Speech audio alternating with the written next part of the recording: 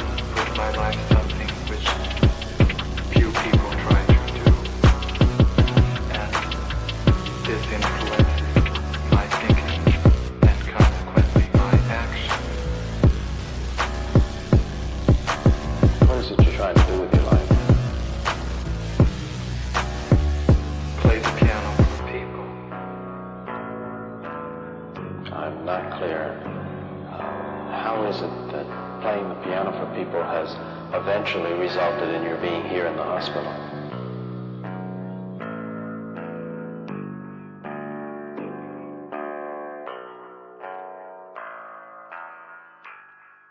That's difficult to answer.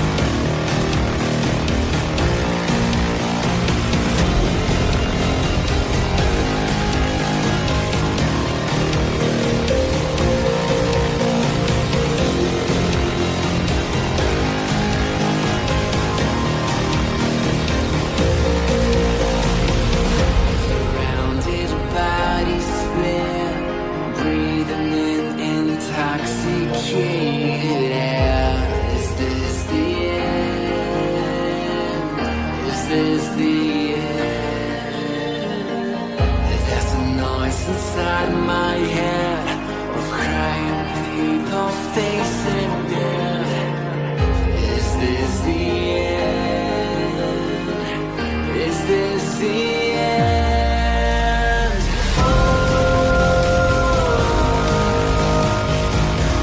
I'm burning in the stone.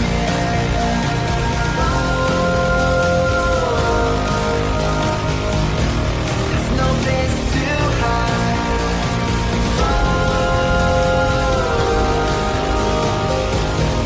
I'm burning in the stone.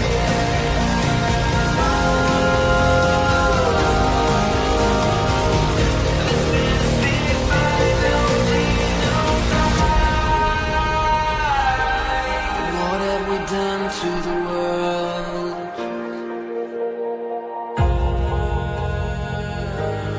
What have we done to the world?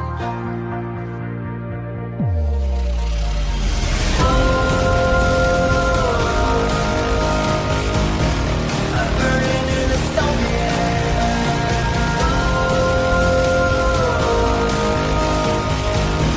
There's no place to hide.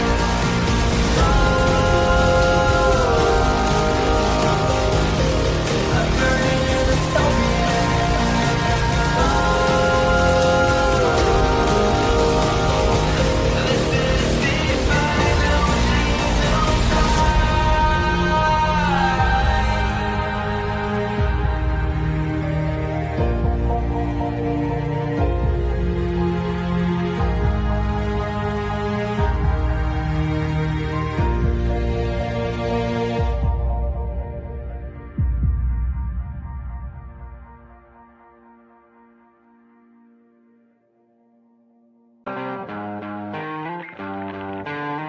sweet dreams are made of these.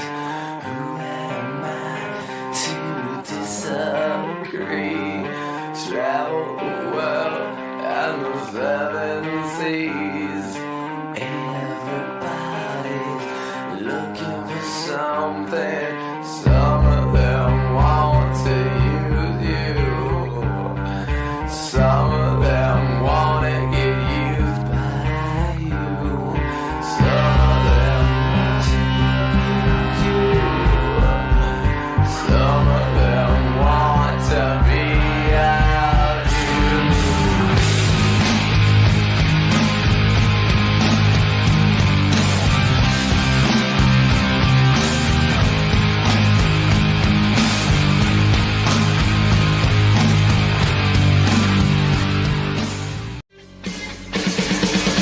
Won't anybody help us? What are we running for? When there's nowhere we can run to anymore. We can't afford to be innocent. Stand up and face the enemy. It's a do or die situation. We will be invincible. And with the power of conviction, there is no sacrifice. It's a do or die situation. We will be invincible.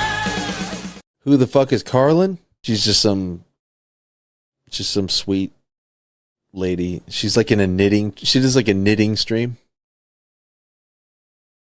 She's like a knitting YouTuber. She does knitting. Can we grow up a little bit and Alt not Girl be sent $200. retarded? Have you Please. seen the work of Karlyn Borysenko? Anti-commie cult leader and is obsessed with looking at what actual far-left communists are talking about and organizing today, infiltrating them. They infiltrated the universities, schools, media. She has the receipts to back it up. Primary source evidence. Infestation is dire and she calls Republicans idiots eating slop. Agree. Thank you for the big super chat. Yeah, oh, I know Carlin B. She's solid. She's funny. I The like great her. noticer sent 200. Literally. So not it's, Ian. it's not a because I haven't dangled my junk into the combat zone on purpose to get some camera footage, but that's the big part of what's the Is problem. that what you call reporters? Go and live under if streaming? you're going to do it. Yeah, go seriously. undercover. Otherwise, you're wearing a hunk of meat in a lion's den. Nick Shirley, I love you. Take care of yourself, man. Karlyn Borysenko went undercover. Do stuff like that. Like if you want to expose this thing, don't pariah, But please. Ian, here's and I agree with you to an extent.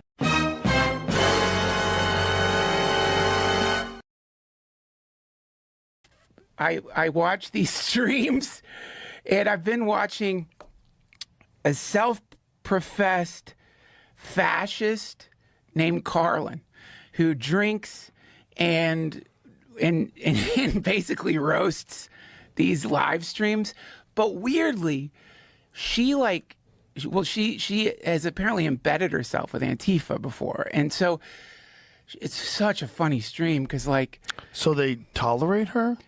oh no, not anymore. She no. She's I mean, I don't know if she's trolling or not, but on her stream, she's like, I am a fascist. Right. So she's proudly proclaiming she's a fascist. I don't know how much of that is trolling, how much of it is real, but conservatives who are drawn to her stream will say things like, these people are funded by George Soros. And it's the funniest thing because she gets so mad. And she's like, get off fucking Fox News. Stop watching that shit. It's all wrong. Do these people look funded? Do these people look like they have money? They're not funded. It's so, and I guess her bigger point is by saying these are funded agitators and not saying what they actually are, which is anti-capitalist revolutionaries, you dilute what's really happening. Because what's really happening, according to her, and I think a fair amount of people, is that the economy is so fucked. The middle class is diminishing so much. The cost of living is so high that this is the perfect soil you need if you wanted communism to grow anywhere.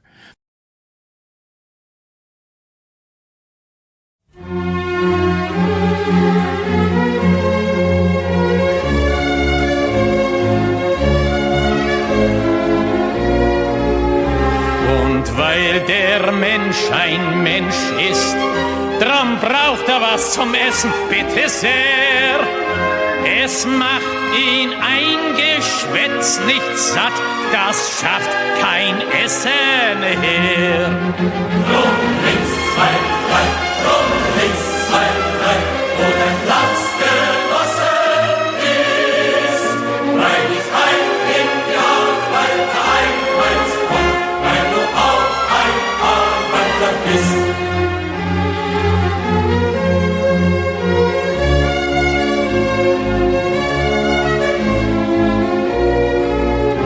Und weil der Mensch ein Mensch ist, drum hat der Stiefel im Gesicht nicht gern.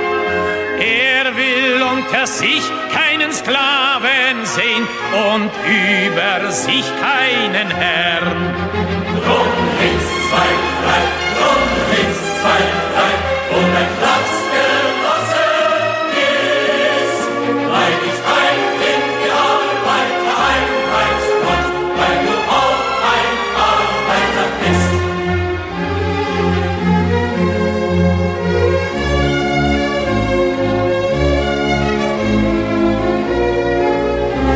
Und weil der Prolet ein Prolet ist, drum wird ihn kein anderer befreien. Es kann die Befreiung der Arbeiter nur das Werk der Arbeiter sein. Drum links, zwei, drei, drum links, zwei, drei, und ein Platz genossen ist, weil ich in die Arbeiter einreichst Gott, weil du auch ein Arbeiter bist.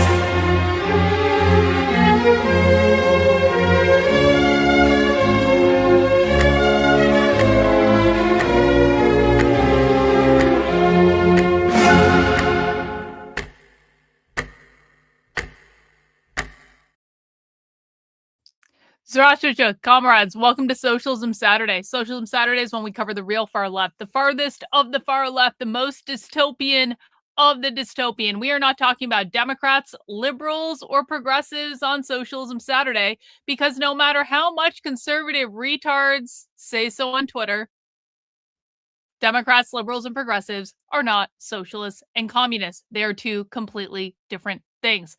On this show, we cover the stuff that you will not see anywhere else on the internet. There is no other content creator that I know of, and if you think I'm wrong, give me a name.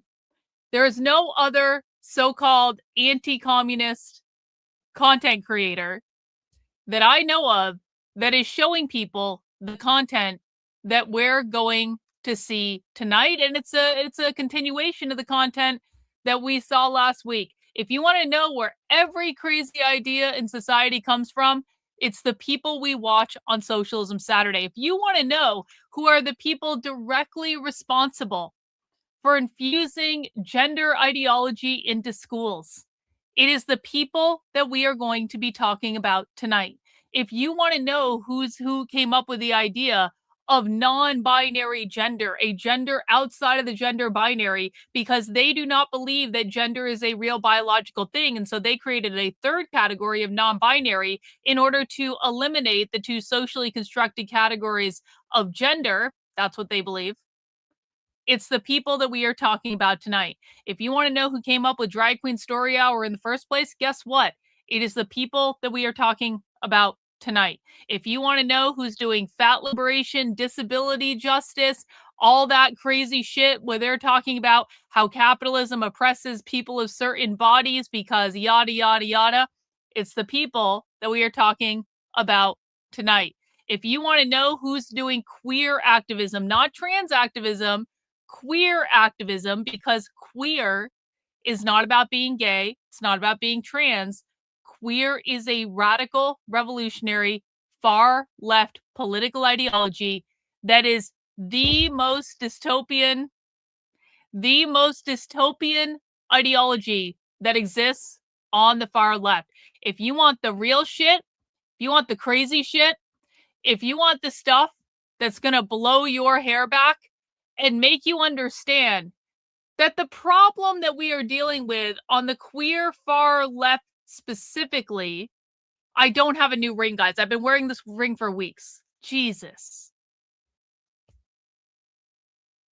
If you want to know how crazy it gets, you are going to see exactly how crazy it is going to get tonight. Let me put the chat on the screen so people know I was responding to. I'm trying to do a great introduction to the show where we're talking about literally the most insane ideology I have ever found. And you guys are like, is Carlin wearing a new ring? I think that's a new ring. Are you sure that's not a new ring? I'm pretty sure that's a new ring. What kind of ring is it? What's going on with the ring? Guys, it is a Gucci B ring that I've been wearing for weeks and weeks and weeks. It's a Gucci, it's a silver, can't focus the fucking camera. Ah, why won't it focus? It focused a minute ago. Maybe if I get my face out. Anyway, it's got B's and Gucci G's on it. That's what it is. It's a silver Gucci B ring. That's what it is. Now, can everyone settle down? Can everyone say, yeah, my precious right there. Yeah, exactly. Not the black, not the epic black diamond engagement ring and my wedding band. No, it's all about the G's. Oh, there it is. You guys can see it now. It's all about the G's and the B's. The G's and the B's. There you go. It's not new. I've been wearing it for, oh God. Yeah. Did Carl, well, let's just get the important things out of the way. No, I did not color my hair. No. I've been out at the beach all day. Victor and I took a drive because, of course, we have a new car, so we're playing with the new car. Victor and I took a drive out to Hampton Beach today, which is like, if there's any quintessential beach town in New Hampshire, it's Hampton Beach. And I got to tell you, we were walking up and down kind of like the boardwalk like area. It's not really a boardwalk, but it's like that kind of vibe. We were walking up and down the main drag in Hampton Beach, which is like right across the street from the actual beach. And it was the most normal experience I have probably had in a year. We were walking up and down. It was honestly one of the most normal days I have had in like, did I wear a bikini? No, it was cold as shit today. It was very windy out, so it was actually pretty chilly. So I didn't wear there was no swimming. We just walked up and down the beach and we got lobster and we looked at some crystals and beach related things. And it was just really about getting out of the house and driving the car somewhere. That's really what it was. But like, whatever. Victor bought a crystal. I was like really surprised. Victor and I were in a crystal store. And all of a sudden, Victor's like, what's this? And I said, Victor, that's malachite and that's for money. He's like, I'm buying this. I have never seen Victor gravitate so quickly to a crystal. I was like, all right, Victor, obviously that crystal is yours. So let's just get the fucking crystal, okay? So anyway, so we were walking up and down like the Hampton Beach kind of like main strip. And guys, it was filled with white people. I know that might sound like common sense, being that Carlin, you're in New Hampshire. Aren't you always around white people? No. And no offense to non-white people. I'm not trying to say you're bad, evil people or anything. I think everyone's fine. Everyone's fine. I don't have anything against non-white people, obviously. But I live in New Hampshire, and every time I go to a mall or some sort of place where I'm shopping and running errands, I'm surrounded by brown people speaking fucking Spanish, okay? It's not just that they're brown that bothers me. Actually, I don't really care that they're brown. I care that they're speaking Spanish. That is the most offensive thing to me.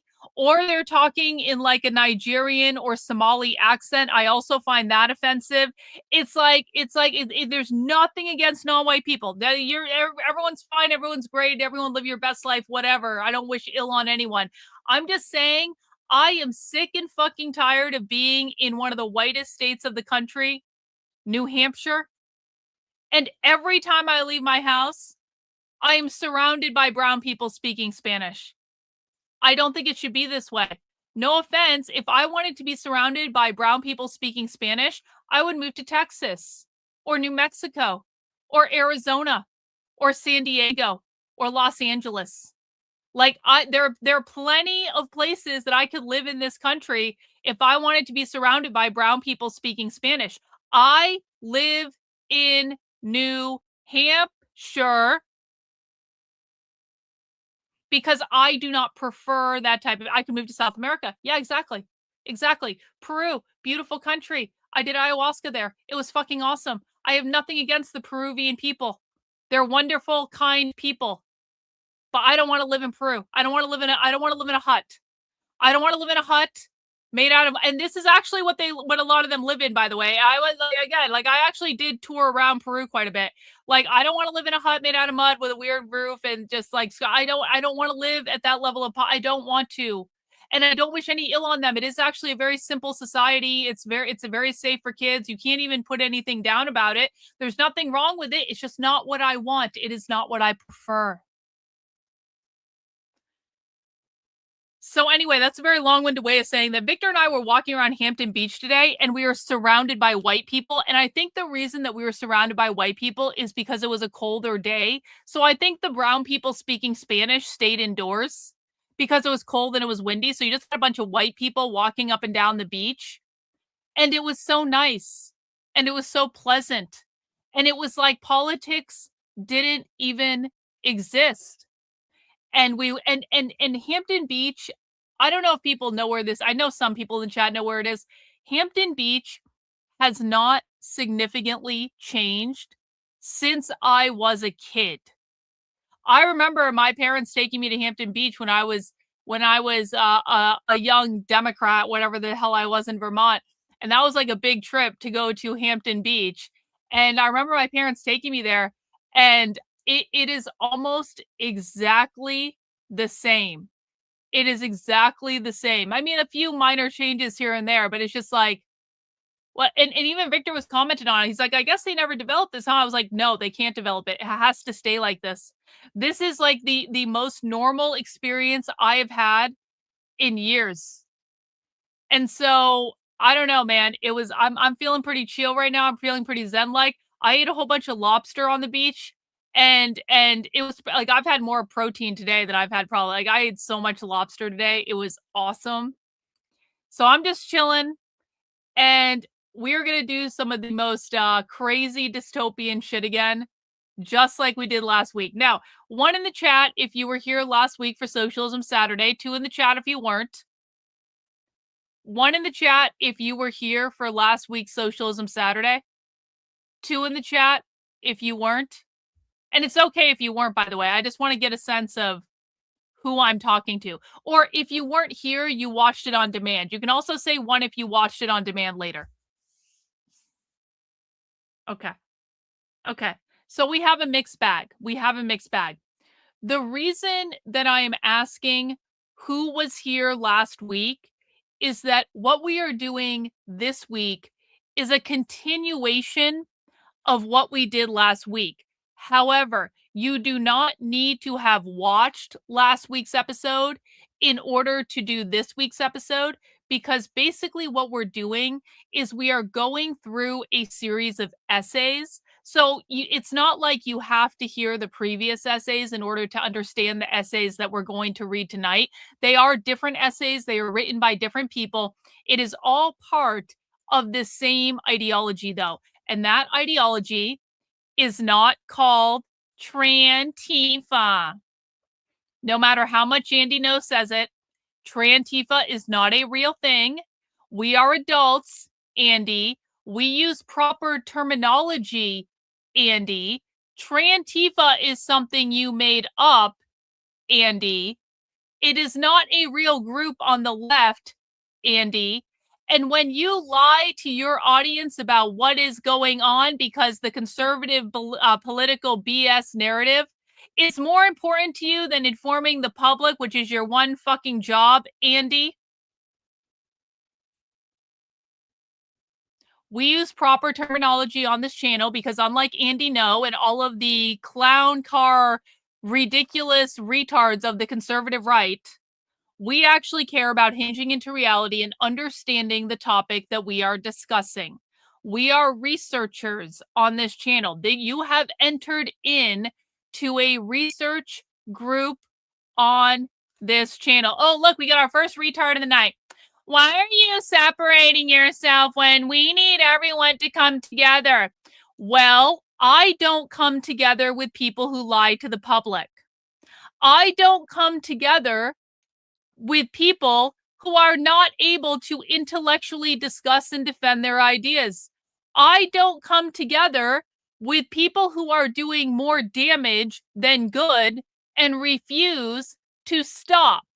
We are not a fucking charity. We are not a safe space for conservative feelings. My goal and my mission and all of my work is around researching and exposing and decoding the revolutionary far left subculture in America. If someone is contributing productively, oh, no, asshole. No. You are about to run into the fact.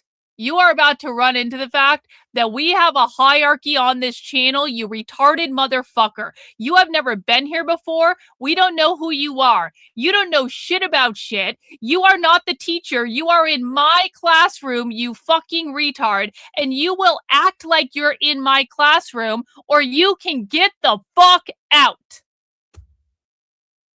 See, you try to be nice to these people. You try to be nice. And these people just don't want to listen. So you're speaking on behalf of people that are so unsatisfied with who they are, they cut off their body parts. Are you stupid? Are you stupid? Are you stupid? What's your IQ? Are you black? Are you smart enough to be here? Am I now getting retribution? There is no we, there is you and I speak for myself. Okay, well, retard, I speak for the chat. I speak for the chat. One in the chat if we deport this stupid motherfucker from the channel. Two in the chat if he can stay. You speak for yourself, I speak for the chat. I am the queen fascist bitch of this channel. I speak for the fucking chat. One in the chat if we deport the retard. Two in the chat if he can stay.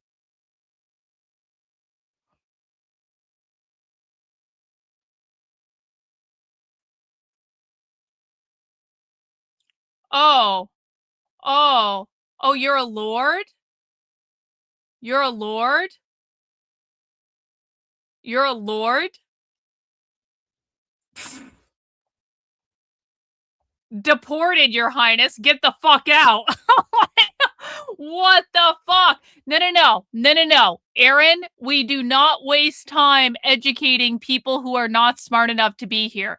Wasting time trying to educate people who are not smart enough to understand what we're doing is a fool's errand. Not everyone can learn this content. This is not, you're fine, bro. I'm just explaining. There is a method to my madness. I have been doing this for 5 years. I understand what it looks like when a person is here genuinely and what it looks like when they are not smart enough to be here. We've been doing this a long time, and it is proven true time and time and time and time and time again that if we do not ban the retards from the channel, they cause too many problems. They're extremely disruptive. They do what that guy did all the time in the chat. It is not what is best. And the retarded people who continue to yell and whine and complain in the chat, they make things shitty for everyone else. They make it shitty for the smart people. When the smart people have had enough of the bullshit in the chat, they don't complain. They just leave. I want to create a place for the smart people who are actually interested in this, not the retards who are talking about whatever the fuck, they're a lord or something like that. Like, I care. I'm in America. We don't have lords here. Go back to fucking England. Like, what are you even doing here? James just retweeted Cam Higbee.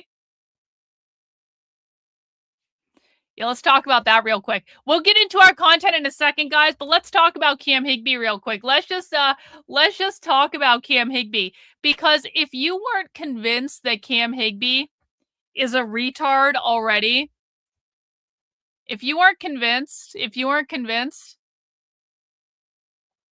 hang on. Cam Higbee earlier today. Actually, hang on. W's to Ding Ding Ding, gifting the first channel membership. Ding Ding Ding in with a channel membership donation. I didn't even see it. Ding Ding Ding. You are the best. Let's get that on the ticker. Guys, if you want to support the work I'm doing, one of the very best ways you can do it is by donating channel memberships. I do have a 100 channel membership goal today. Ding Ding Ding has started us off strongly with 1. Thank you, Ding Ding Ding. I very much appreciate it. So, Cam Higbee. Well, I was out at the beach today having a great old time surrounded by white people and eating lobster. Cam Higbee said, people like Tucker routinely platform Marxists, Candace platforms Hunter Biden, and say the Butler assassination was staged. James Lindsay was right from the start. Woke right! They're just Democrats. Many have even vowed to vote blue next election.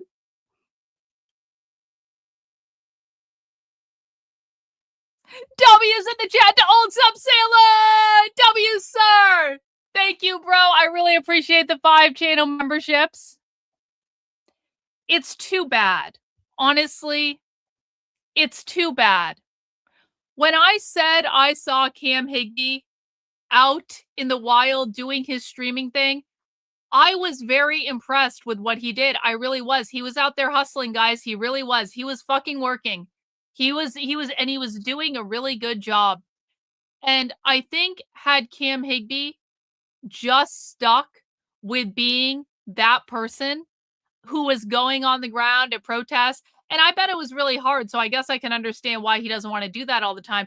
But I bet if he had just stuck with that and stopped running his mouth with political analysis that is unhinged from reality because he's funded by Israel, obviously, I would have no problem with him. You guys know I don't believe in competition. I do not believe there are enough people covering the far left.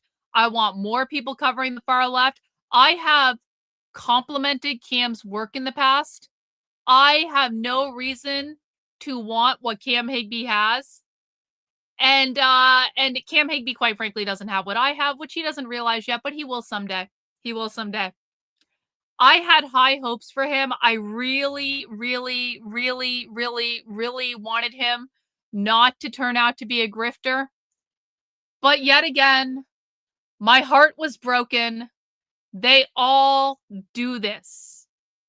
Every single person who gets lifted up by the conservative establishment ultimately gets on their knees to suck off Israel.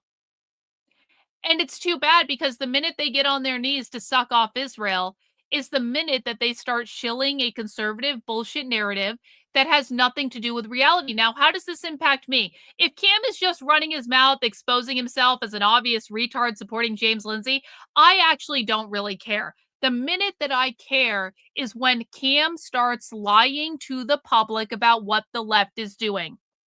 Because, guys, I don't care who your favorite commentator is on the internet. I know what the truth is, and I know what reality is because I have collected and archived more video of the far left, the real far left, than anyone else in the fucking world. And if you think I'm wrong, name me a name. Name a name. Give me a name right now. Because if someone has done more than me, I want to talk to them. There is no one in the country right now that has watched more of these people than I have. I have watched over 5,000 hours of far left training. There is no one that even comes close.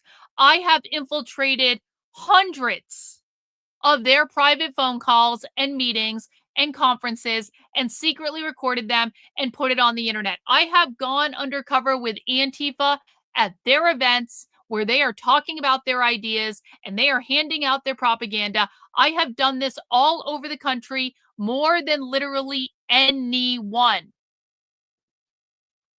I have a group of volunteers all over the country who we are training to go undercover all over the country. No one else has done that. We are mapping the modern activist left in America using the propaganda that we collect on the ground. No one else is doing what we're doing. No one else has done what I've done. No one else has built the infrastructure I've built. That's reality. And people like Cam Higbee, they like to shit on what we have here. They go out and they take a big old fat fucking paycheck from Israel or an Israeli funded Zionist organization.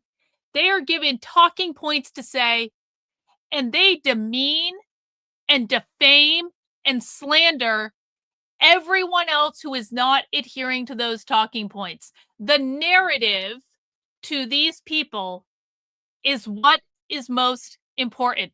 Carlin, why don't you try to work with them? I have. I tried to be nice to Cam. I sent Cam information. I tried to help him with his signal reporting. He ignored all of it. And then he has lied repeatedly saying, Carlin never did this. Carlin never did this. Yes, I have, Cam. I have the DMs. Everyone has now seen the DMs. Obviously, that's a lie. I tried to work with Andy No. I tried to work with Andy No for years and years and years. The only reason that Andy No even knows what the bashback movement is because I told him. Andy pretends to be the expert in all things trans extremism and trans terrorism and me. Andy No doesn't even know the root origin of these things. And then they go out, Cam Higbee, Andy No, all of their Mary Turning Point USA friends, they go out and they lie to the public about what is going on, and then the public gets confused. And you know what? I don't even think it's the public's fault. It is not your fault if you followed Andy No, expecting to be told the truth, and then becoming confused when you're showing him information. Here's another retard in the chat, and you were being retarded the other day, so you're on really thin ice.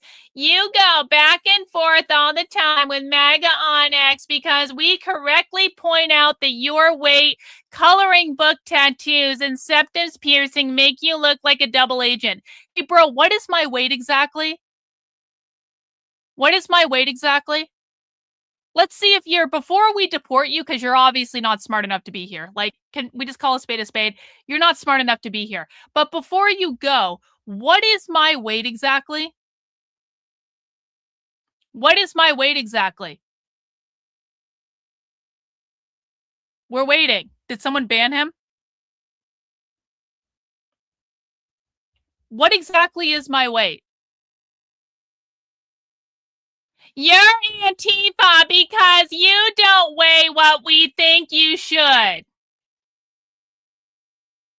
Have you ever been to CPAC? Have you ever been around conservative women?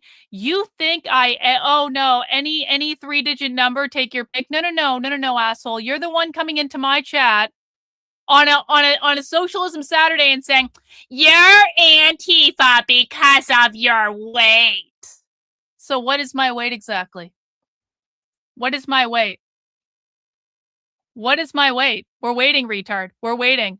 We're waiting. It's almost like these people can dish it out, but they can't take it. It's almost like these people just want to lie and lie. Guys, by the way, this is why you see so many conservative retards in the chat. It's people like Cam Higbee and like Andy No that pander to these retarded motherfuckers. What is my weight exactly? I'm still waiting for an answer. What is my weight that is so offensive, even though I've always weighed less than most conservative women do? You guys understand that, right? I have literally always weighed less than most conservative women. Oh yeah? So give me a number. You have eyes? Give me a number. Give me a number. Here, I'll even help you. I'll help you out. I'll help you out, bro. I'll help you out. Give me a number. Let me show. I'm going to give you a picture to go off of. I'm going to give you a picture, bro. Going to give you that picture right there. Going to give you that picture. And I'll tell you, I've lost about 10 pounds since I took this picture. Actually, a little bit more than that. I've lost a little bit more than 10 pounds since I took this picture. So, what's my weight? What's my weight? You're the one that wants to start this game. You may start shit, but I'm going to finish it, and then we're going to deport your retarded ass from the channel for not being smart enough to be here. You can see? We're waiting. Do you want me to show you pictures of women at CPAC? Are you going to call all of them Antifa? Guys, when the conservative standard... Oh, no.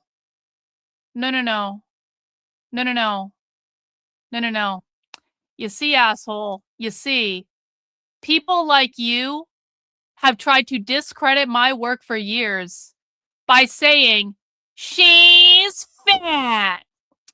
Guess what, asshole?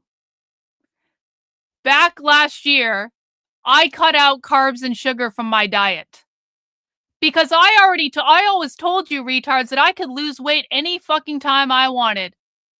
So, I'm so sorry to disappoint you. You no longer have the she's fat excuse. Because I currently weigh about 138 pounds.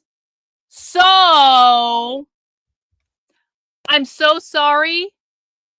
I'm so very sorry that that's been taken away from you. I'm so very sorry that you are never going to be able to use she's fat and that obviously makes her Antifa as a deflection.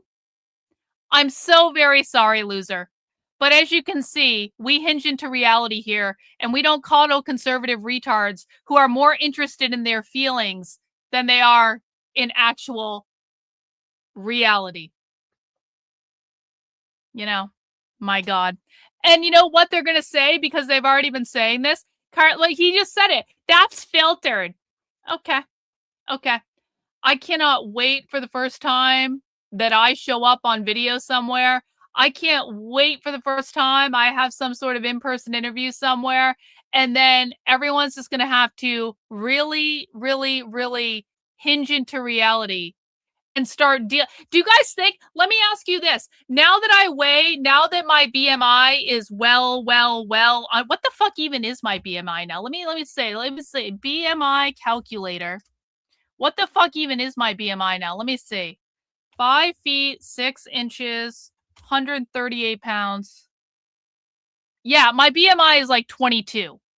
So now that my BMI is 22, now that I have cut out carbs and sugar to lose like 65 pounds or something like that, do you guys think that conservatives are going to start engaging intellectually with what I'm saying?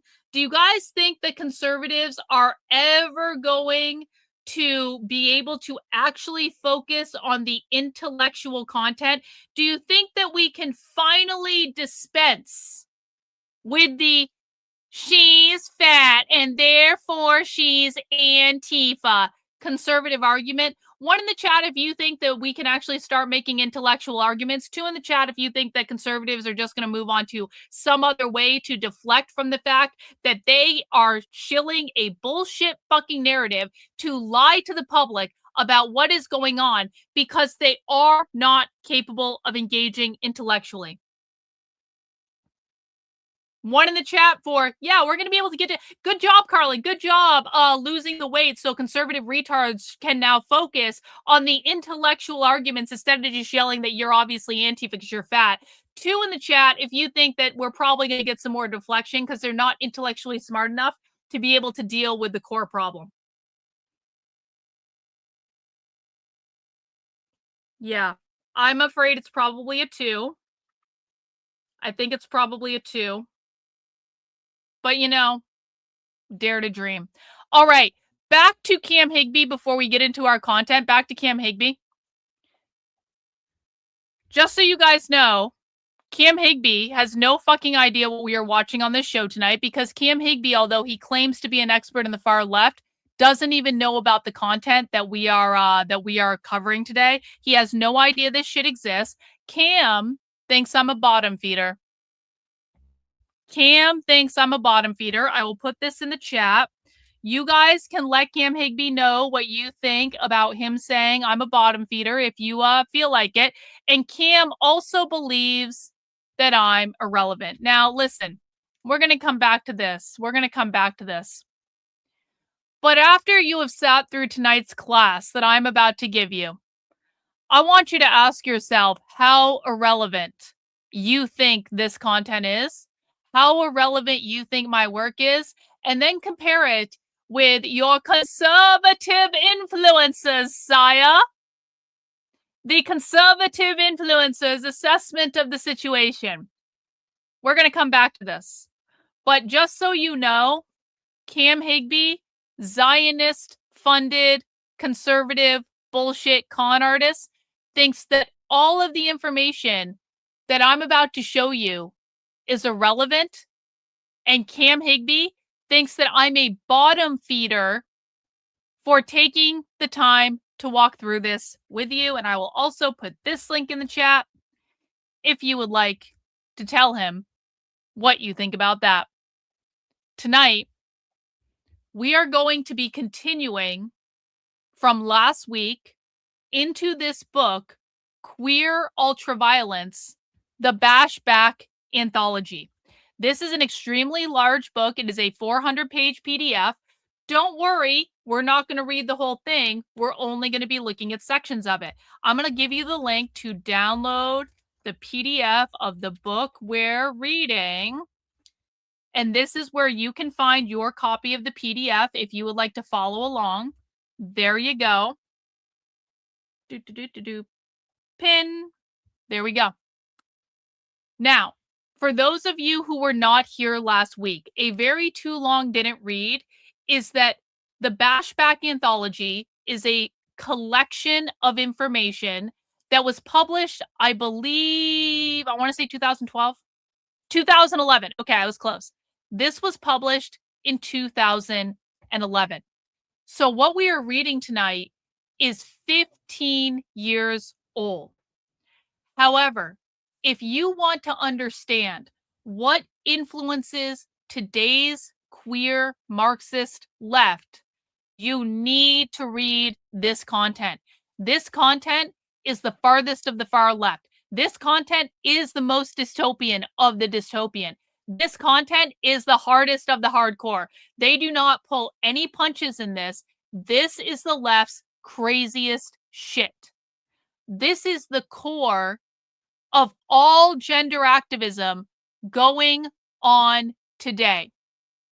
The conservative bullshit con artists like Andy No and Cam Higbee and all the TPUSA people, they want you to think that all of the crazy stuff comes from trans extremist ideology.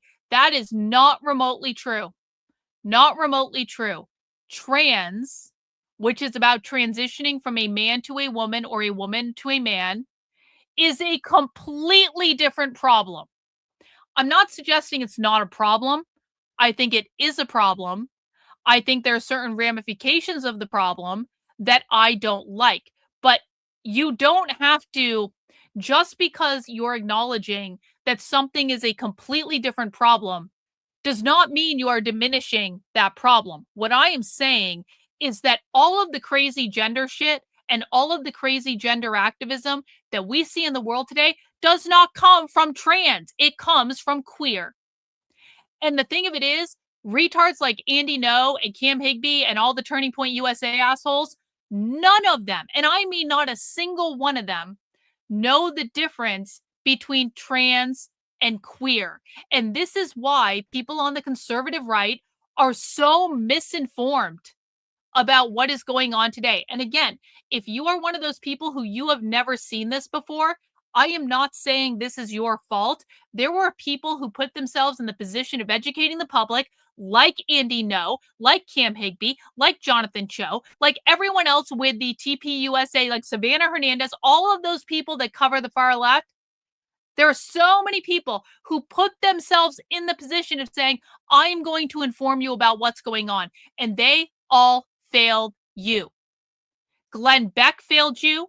The Blaze failed you. The Daily Wire failed you. Everyone at the Daily Wire failed you. Matt Walsh does not know this information. I promise you, he thinks he does, but he does not. There's not a single conservative mainstream commentator that understands this information. And again, if you think I am making this up, give me a name and we will look at their public statements and I will assess whether or not they understand this. Because once you understand this, it is extremely easy to understand who knows what they're talking about and who doesn't. This is not information that I'm making up. I didn't write any of this. This was all written by the people who provided the foundation of radical, extreme, queer activism that we are experiencing today. They provided the foundation for this back at, well, it started in the 80s with the ACT UP movement. It moved into the 90s and the 2000s when this stuff started moving online. What we are reading was largely developed in the 2000s. That is the more extreme evolution of queer activism that came out of the ACT UP movement in the 80s and the 90s. And if you don't know what the ACT UP movement is, I've covered it extensively on this channel. We'll talk a little bit about it tonight. You can also just look into the archives on the channel and find additional content there. But this is an ideology that was really grown and cultivated in an underground subculture that then in the 2000s started poking its way into the mainstream. Basically, what's happened, and here is some foundational information that you need to understand. And again, if this is review for you, I'm sorry, but we have new people here, and new people need to understand this too. There is a big difference between normie gay rights activism, people who just want to get married and have a family and be able to visit their spouse in the hospital. Those are the normie gay rights activists. They are assimilationists. They want to assimilate to our culture. They want to assimilate to the norms of the heterosexuals, for lack of a better term. They want to buy a house and get married and have a family and visit people in the hospital and be able to have insurance benefits and assimilate to all normality other than they happen to be gay and they don't think that should prevent them from doing those things. Those are the normie gay rights activists, okay? The queer activists, the queer Marxists, the queer liberationists never wanted to assimilate to what they call normative society. They never wanted to get married. They never wanted to serve in the military. They never wanted to buy the home. They never wanted the white picket fence. They believe in a world in which all the children belong to everyone. So these are two extremely different ideologies. And oftentimes people on the right get them confused because, again, their own influencers have not properly informed them because their own influencers don't do basic research. And so their own influencers don't even know that this exists. But what you need to understand is we don't care as much about normie gay rights activists that literally just wanted to get married and be left alone. We care about the anti-assimilationist queer Marxists, because it is the anti-assimilationist queer Marxists that are doing all of the crazy gender shit. The crazy gender shit does not come from normie gay people or normie gay rights activists. It doesn't come from trans people who want to go from man to woman or woman to man. It doesn't come from that. It comes from the far left queer radicals. And this is why it is important that we use the proper name for these people, which you could use several. Bashback is a name. No. See, Greg here thinks that we are these people. Greg, not smart enough to be here. Very sorry, bro. Not allowing you to disrupt our class. Go away. There are several names that you can use. You can use bashback. You can use queer liberationists. You can use queer Marxists. You could say gender abolitionists. That would be another proper term. There are many proper terms that you could use to, I usually use queer Marxist, but like there are many proper terms. When you're talking about Trantifa, that's not a proper term. That's the term that Andy No made up. And when you are using words that you made up rather than proper terminology, do you know what Andy No is trying to do? Let me explain this to you. Andy No wants to be the controller of the narrative. He wants what he says about the far left to be the word of God. Unfortunately, Andy No is not God. He's a little gay boy living in London, doesn't even live in America, doesn't do his own journalism, pays people to do his journalism for him, because Andy No's only job is to maintain the narrative. It's not to tell people the truth, it's to maintain the narrative. What is one of the best ways to maintain the narrative? By not telling people what the proper terminology is. If Andy No says Trantifa, Trantifa, Trantifa, Trantifa, Trantifa, Trantifa, then his audience starts going Trantifa, Trantifa, Trantifa, Trantifa, Trantifa. When someone Googles Trantifa, they're going to come up with and find all of Andy No's bullshit, because he is the only one that is pretending that that term is a serious thing, and he has trained other people. If you Google the term Trantifa, you're not going to find this. You're not going to find the real information, because the real information, when you search for it, is not under Trantifa. It is under bashback, queer liberation, queer Marxism, gender abolition. It is under all of these other proper terms. And what I want that Andy No doesn't want, I want people to be able to research this on their own. I want you to be able to type the term bashback into a search engine or into ChatGPT or whatever, and I want you to be able to do your own research to verify every single thing that I say. Because I don't want you to trust me. I don't want you to trust anyone. Oh, a gunman opened fire on the White House? We'll check in on that. I want you to be able to look for yourself. I want you to be able to Google queer liberation and see what comes up, and fact check every single thing that I say. I am not afraid of being intellectually challenged. Unlike Andy No, unlike Cam Higbee, unlike the Turning Point USA assholes, I am not afraid of being intellectually challenged on literally any of this. That is why I'm giving you the proper terminology so that you can go research it yourself. You can look up queer Marxism. You can look up gender abolition. You can look up gender accelerationism. You can look up gender nihilism. That's some real fucked up shit. We'll talk about that another day. You can look up anti-civilization activism. Go to town. Andy No is not using proper terminology because he is afraid of people fact-checking him because he cannot intellectually defend his ideas. I am not afraid of people fact-checking me because of every single thing I do is grounded in primary source evidence and is hinged into reality and utilizes proper terminology because I am not a punk-ass fucking grifter on the internet. I'm actually a researcher and a fucking analyst. So, if you want to know what is influencing the most crazy gender shit in the world today and gender activism, you read books like this. And what this is an anthology of information. And it was put together by people who were part of this movement back in the 2000s and the early 2010s. This is an anthology of the bashback movement. The bashback movement, was a militant queer radical movement that started in around 2008, but there was stuff that was leading up to that, and it ended in about 2012, okay? There are still remnants of this today, but the initial incantation of the bashback movement was around 2008 to 2012. What you find in the Queer Ultraviolence book is a series of, first off, they have communiques.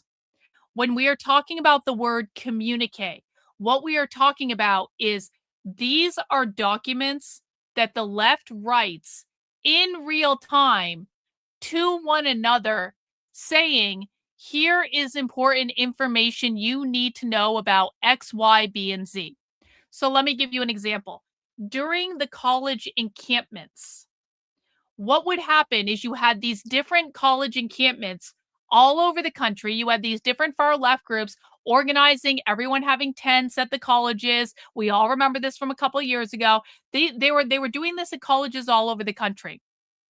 When someone had information that could be used to help the other groups, when someone at one college had information that they wanted to get out to the other groups, they would write a communique, which basically said, here's what happened, here's what we did, here's what we were good at, here's what we were bad at, here's what you need to know, here's how we do this better. And then that communique, and you can look up communiques online. You can find them in the anarchist library. You can find them all over anarchist websites. This is how they communicate with each other in real time. And then that information goes on anarchist websites and that information gets communicated out. The first thing they have done in this book is create a series of communiques, not create. They've archived a series of communiques that were going around in the bashback movement. So you can say, here is what they were saying to each other in real time as this is happening. Okay. We're not going to read those. That's for another time. Last week, we moved into this theories and essays section. This is the section of the book in which they put the essays that have influenced this activism. They have given us a whole long list of essays that have directly impacted this activism. These are the things they're reading. These are the things they were reading back then. These are still the things that they're reading today. This is what I want people to understand. The reason we are looking at this is that this was foundational queer anarchist propaganda that literally inspired queer activism. This is the stuff that inspired all the crazy gender shit. It inspired it back then. It is still highly relevant today. Last week, we read the first 5 essays. These essays were all written by a queer anarchist group in Milwaukee between 2008 and 2011 called the Mary Nardini Gang. The Mary Nardini Gang is an extremely influential part of queer history. So if you have not yet watched last week's episode where we broke down those 5 essays, I want to invite you when you have time to go back and to watch it. It was really one of the best episodes of Socialism Saturday I've ever done, if I'm being honest about it. And you don't need to have read these essays to understand what we're going to do tonight. So don't worry about it right now. Just ask questions and you'll be fine. But I highly, highly, highly recommend, if you want to understand this ideology, you need to understand the Mary Nardini gang, because the Mary Nardini gang was extremely influential of every crazy thing that we see today in regards to gender, in regards to abolishing the family, in regards to so many things. And most people who claim to care about this topic don't even know this exists. Tonight, what we're going to be doing is we're going to be continuing in the series of essays. These are essays. The first set that we're going to read is from a group called Gender Mutiny. Gender Mutiny predated the bashback movement, and I'm going to give you a little history of that because we're going to use AI to do a little history for us. The first several essays are going to be from Gender Mutiny. We have classics such as Hell Hath No Fury, a chronology of gender fuck insurrection. How is it to be done in the ass? It's an essay.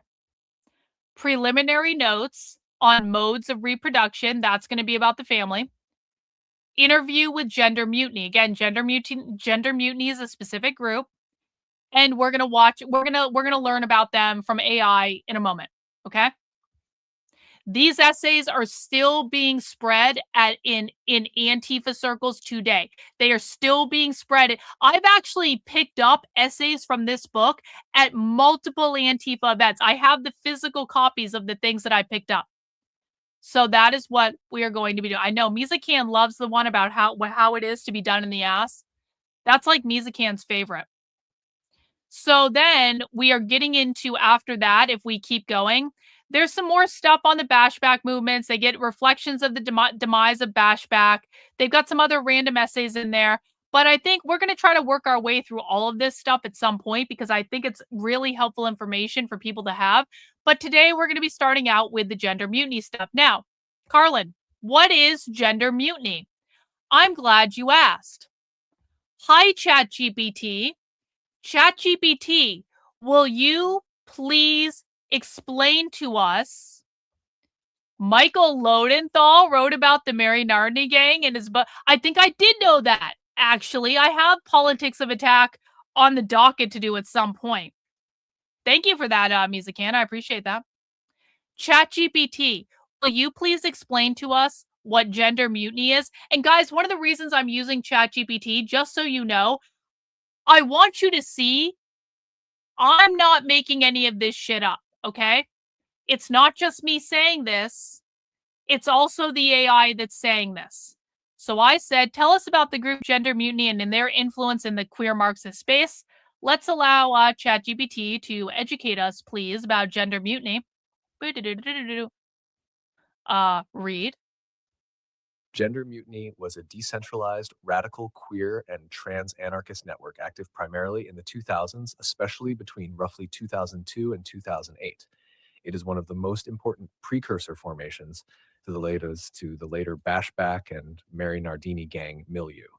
If ACT UP represented militant AIDS activism and bashback represented fully developed queer insurrectionary anarchism, Gender Mutiny sits historically in the middle as a bridge between those worlds.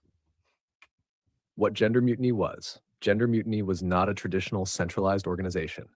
It functioned more like a loose anarchist network, a traveling activist culture, a zine discussion ecosystem, and a social scene centered around radical queer and trans politics. It emerged from overlapping punk scenes, anarchist organizing, anti-globalization activism, squatters, traveler subcultures, and radical trans queer communities. The network organized gatherings called Gatherings of Gender Mutants, where activists discussed gender abolition, anti-capitalism, trans politics, direct action, queer theory, anti-police politics, and alternative forms of living/community. Communes. Core ideas. Gender Mutiny helped popularize several ideas that later became foundational in bashback-style politics. 1. Anti-assimilation. They strongly rejected mainstream LGBT politics focused on marriage, military service, corporate inclusion, electoral lobbying, and institutional acceptance. Instead, they framed queerness and transness as fundamentally incompatible with dominant social systems. Capitalism. Dapper 2. Gender, as revolt. Gender was treated not as a fixed identity, but as something unstable, performative, and politically disruptive. This is where a lot of later gender anarchy, language, and anti-essentialist queer politics gained traction. 3. DIY anarchist culture. Gender mutiny embedded queer politics inside. Punk ethics, squatting culture, mutual aid, collective living, zines, train hopping, traveler culture, and anti-consumerist lifestyles. The politics were lived socially and aesthetically, not just argued theoretically. It's part of their identity. 4. Direct action and confrontation. The network normalized militant rhetoric and confrontational activism inside queer trans organizing spaces. While not uniformly violent or criminal, the culture celebrated disruption, resistance, anti-police sentiment, black bloc tactics, and social refusal. This directly influenced the tone and style of later bashback organizing. Their influence on bashback and Mary Nardini, gender mutiny's influence on the later queer insurrectionary scene was enormous. A lot of the language, aesthetics, emotional tone, antisocial politics, anti-liberalism, and fusion of queer identity with anarchist revolt that appear in Mary Nardini gang writings can be traced back to gender mutiny era culture. You can especially see the continuity in rejection of respectability politics, celebration of outsider identity, queer nihilism, glamour deviance aesthetics, hostility to mainstream activism, and emphasis on affinity-based underground networks. Gender mutiny also helped create the social infrastructure and personal networks that later fed into bashback chapters across the US. Historical significance. Historically, gender mutiny mattered because it helped shift parts of queer trans activism away from civil rights integration models toward anarchist, anti-state, anti-capitalist, and insurrectionary frameworks. It helped create the cultural and ideological foundation for the late 2000s queer anarchist current that produced writings like Toward the Queerest Insurrection, Whore Theory, Criminal Intimacy, and What Is It to Become Beautiful?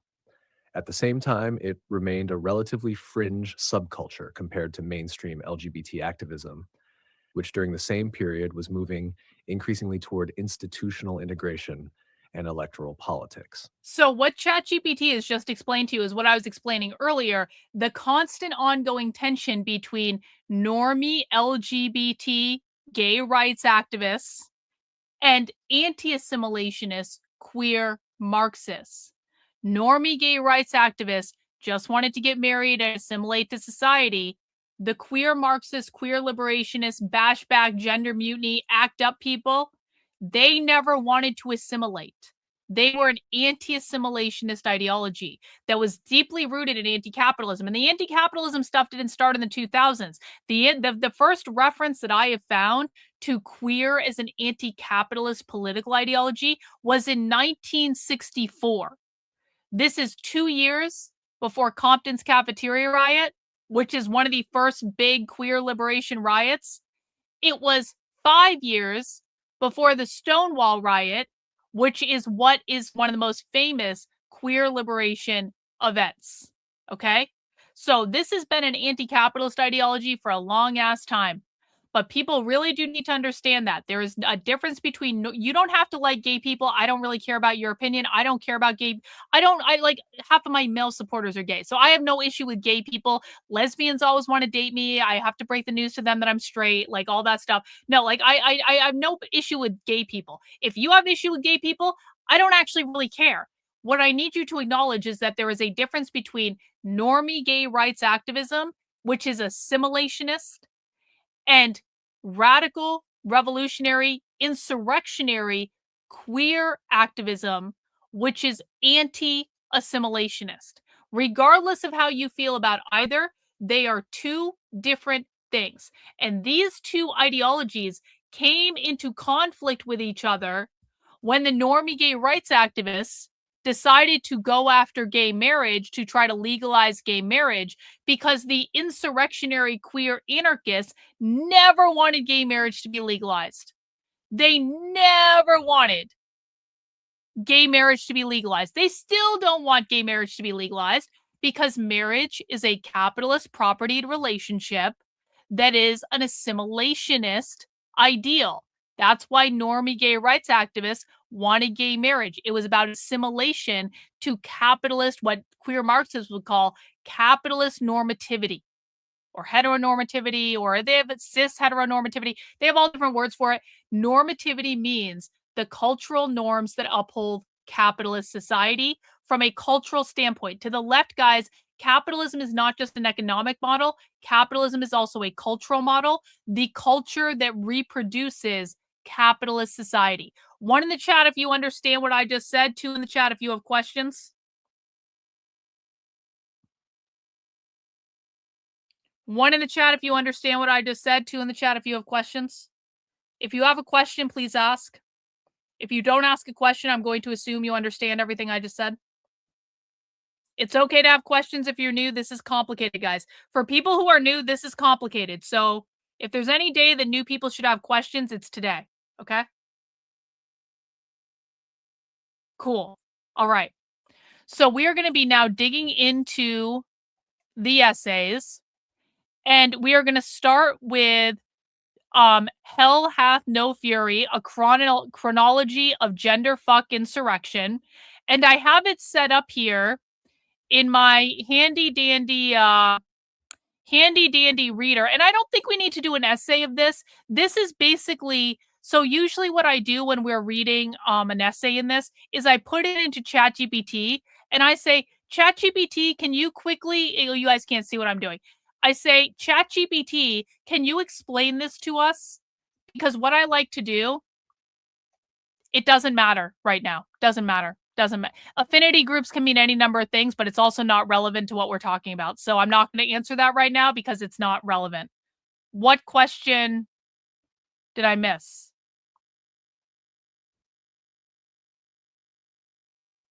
Okay, I don't see a question that I missed. So that's relevant.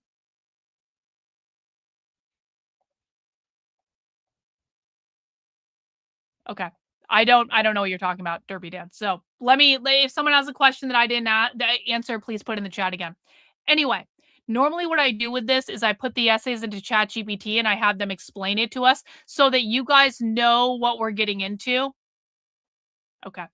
So that you guys know what we're getting into before we read it.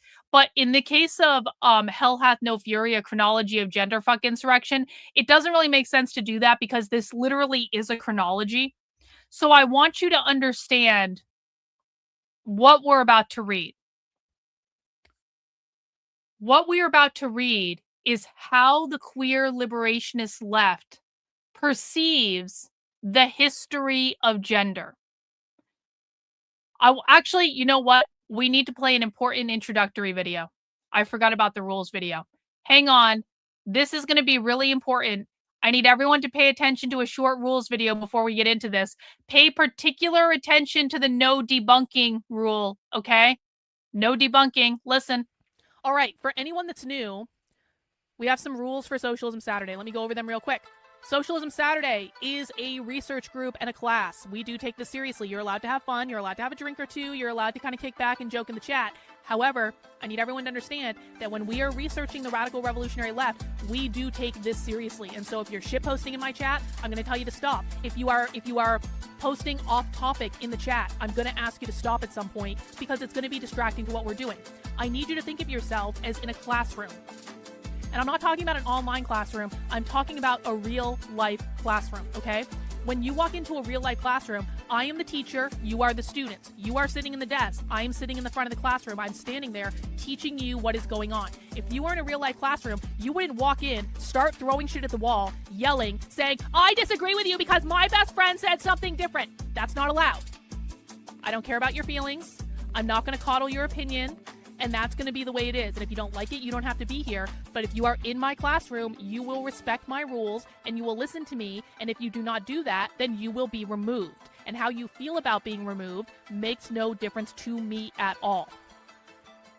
The expectation is if you're going to be here and you're going to be watching socialism with us and you're going to be participating in the chat, you are doing it because you are serious about learning this topic and understanding this topic. The minute that I think that you're just fucking around or you're trolling or something like that, you're going to get put in a timeout or permanently banned, and that's just going to be the way it is. Rule number 2, don't be a dick.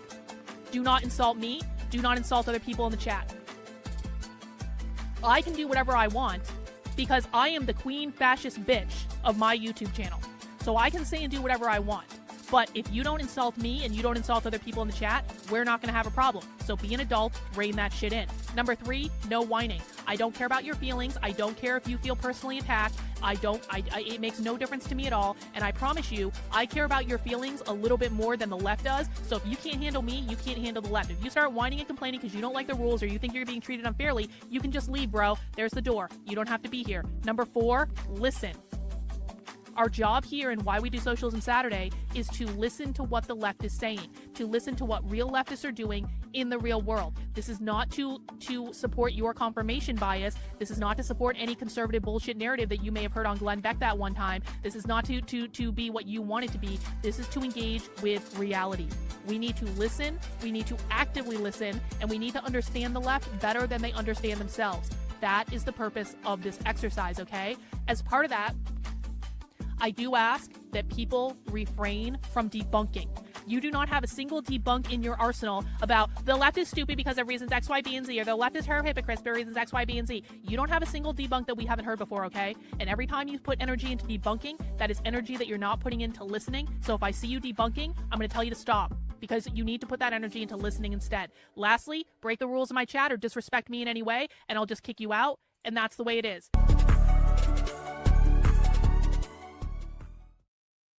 All right, the reason we needed to play the rules video. Oh no, we have another one. We have another retard in the chat. We have another retard. How the fuck are all the retards coming? Like, how are they finding this? The reason we need to emphasize the no debunking rule right off the bat is that we are about to read the queer Marxist perception of history. The queer my dog's already complaining if you can hear him. The queer Marxist perception of history is not reality. What they are saying is, here is our perspective on the history of gender around the world, okay? We do not care whether or not what they are saying is accurate. We care about understanding what they believe. You are not going to change this essay. You are not going to change the impact of this essay. This essay was written probably 25 years ago. Okay?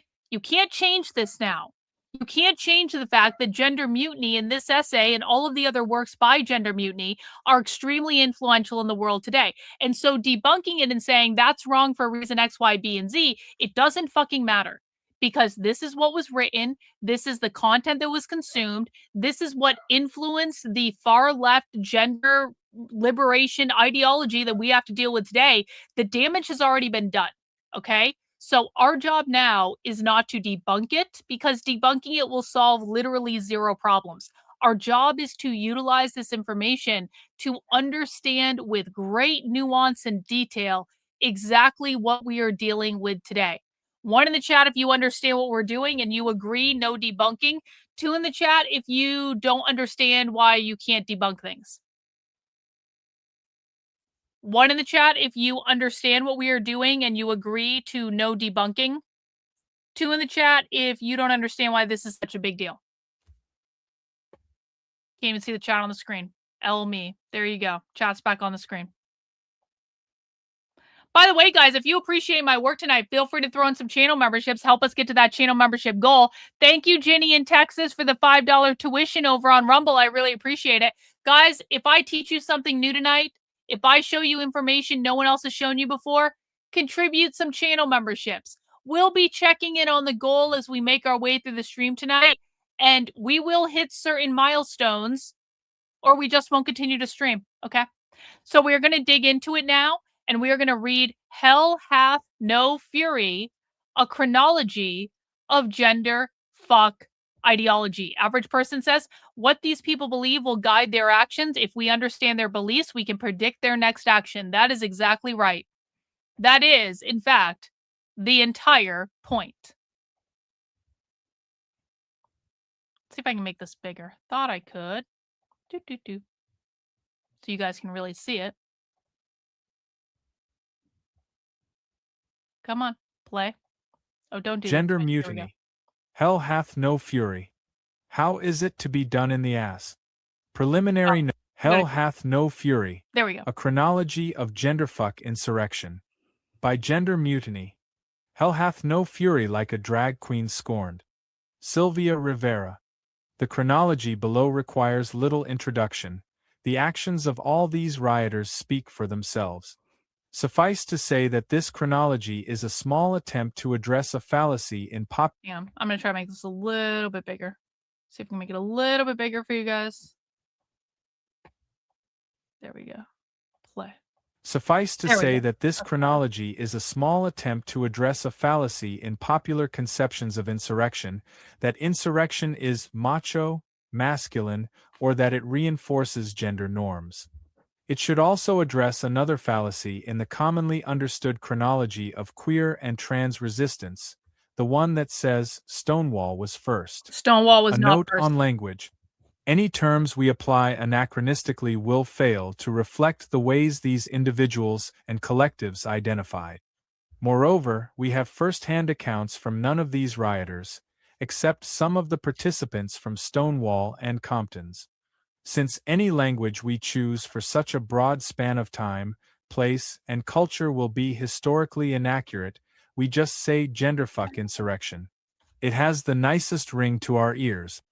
Genderfuck is an active term. It speaks of a force that acts upon gender normality. This is more interesting to us than other. Gender normality means the idea that gender is real, it is biological, there are men and women, and there are only two. When they say gender normality, what they're talking about is the normal perception of gender, the culturally normative perception of gender, which is men and women, there are two, pick one, it's biological, okay? What these people believe, and again, I'm saying this for people who are new, so this might be a review for some people. They believe the categories of men and women are socially constructed based on the needs of capitalism. They do not believe that men and women are biological. They believe that men and women are socially constructed categories that capitalism created based on reproductive ability and being able to continue to fulfill the needs of capitalism through the capitalist workforce. I am going to play this, Trendlin. I am going to play this. Don't worry. I've got the recording of this. I just haven't gotten to it yet, but I will, and I promise, and I appreciate you getting it for us. And I watched the Whatever podcast as punishment, but we are going to do that at some point. We're just not going to do it yet, but it is on the list of activities, so don't worry, Trendlin. If you don't know what Compton's cafeteria riot is, you're going to learn tonight. It's an important milestone event. Anyway, what I want people to understand here is when they say gender fuck is an active term, it speaks of the force that acts on gender normality. What they are literally saying is abolish gender. To gender fuck gender normality is to abolish the socially constructed categories of men and women and make everyone be non-binary. That is one of the foundational views of queer Marxism. Terms that are passive and speak of identity. Genderfuck is an active term. It speaks of a force that acts upon gender normality. This is more interesting to us than other. Terms that are passive and speak of identity, which attempt to freeze and quarantine gender transgression into special individuals.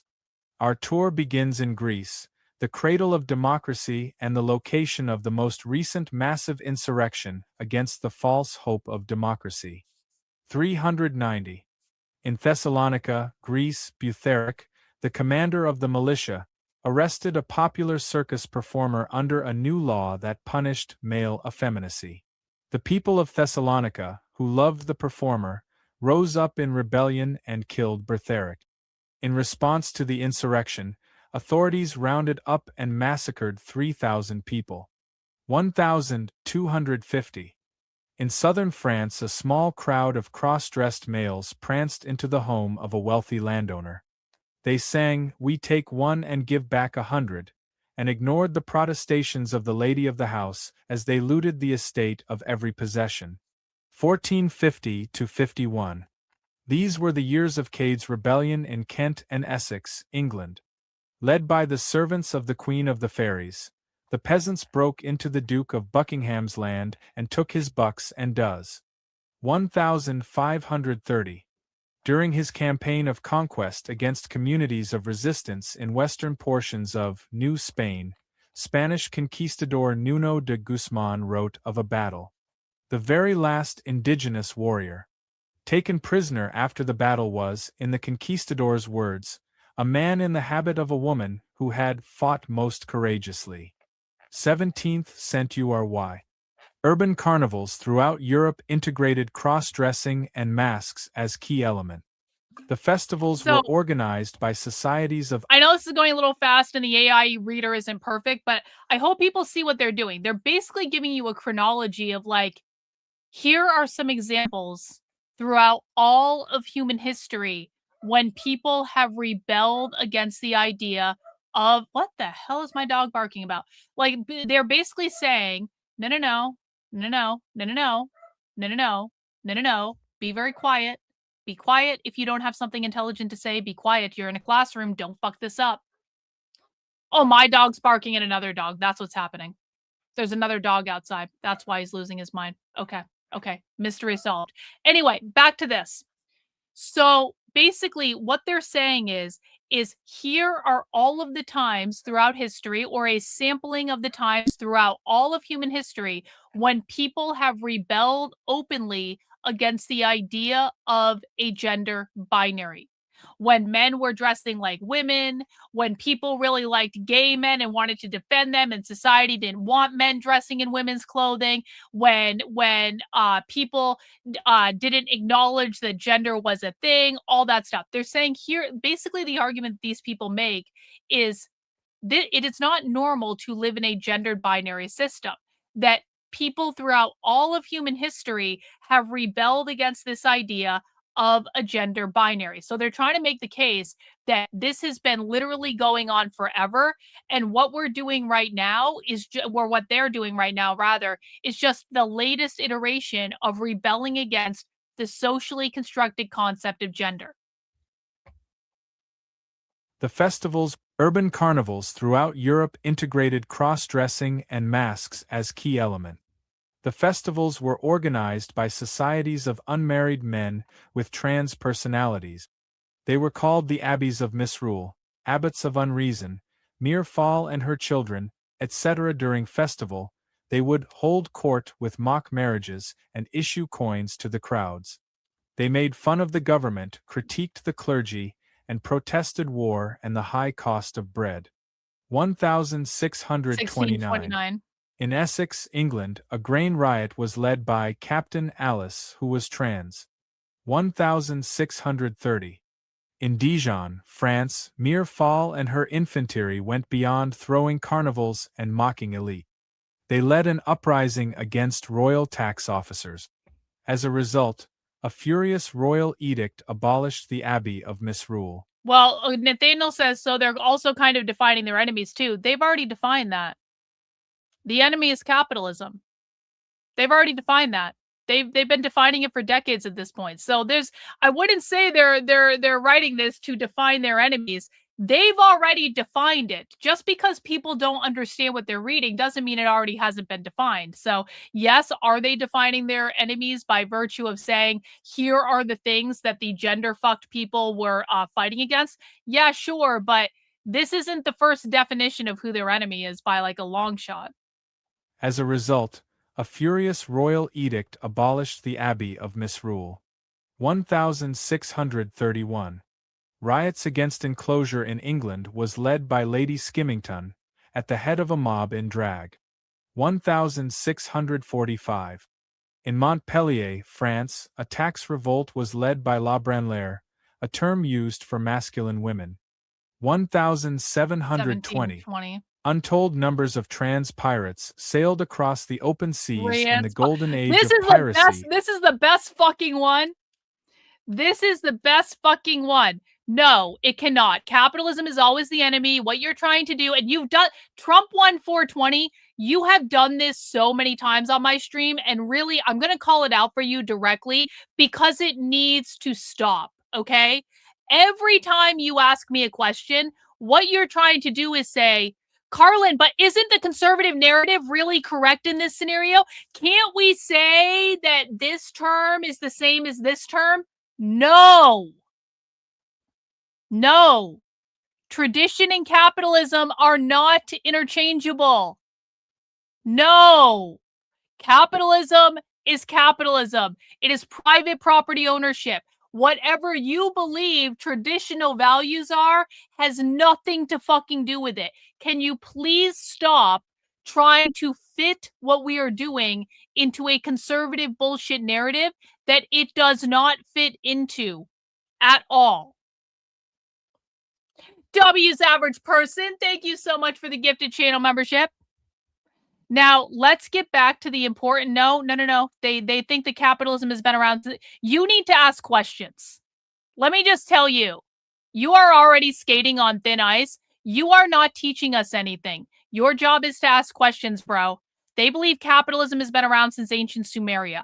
So, ask questions. Don't make statements when you are new.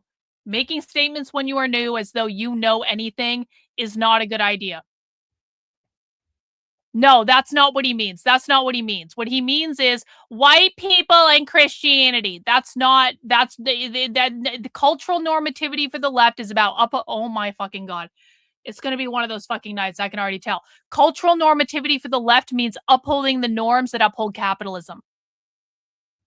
When the left says normativity, they mean cultural normativity, which is cultural norms that uphold capitalism.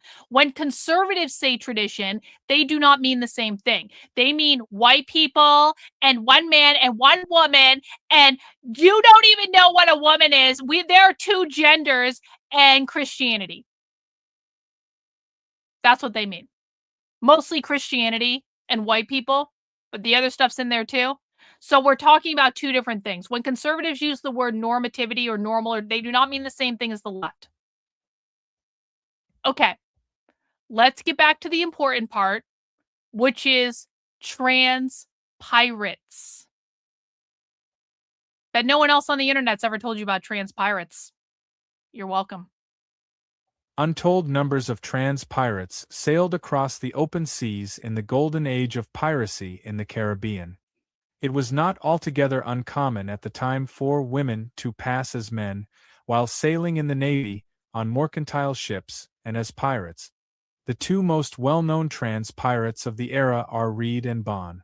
They sailed together with Captain John Rackham, and their stories are known from when they were put on trial for piracy. They were said to be the most fierce and courageous fighters in their crew. Mm-hmm. Like most pirates, they were faggots. 1,720. Like most pirates, they were faggots. Hey, I disavow the word YouTube. I'm just reading the queer Marxist literature. Hey, can we get a W's in the chat for Starbright gifting a channel membership?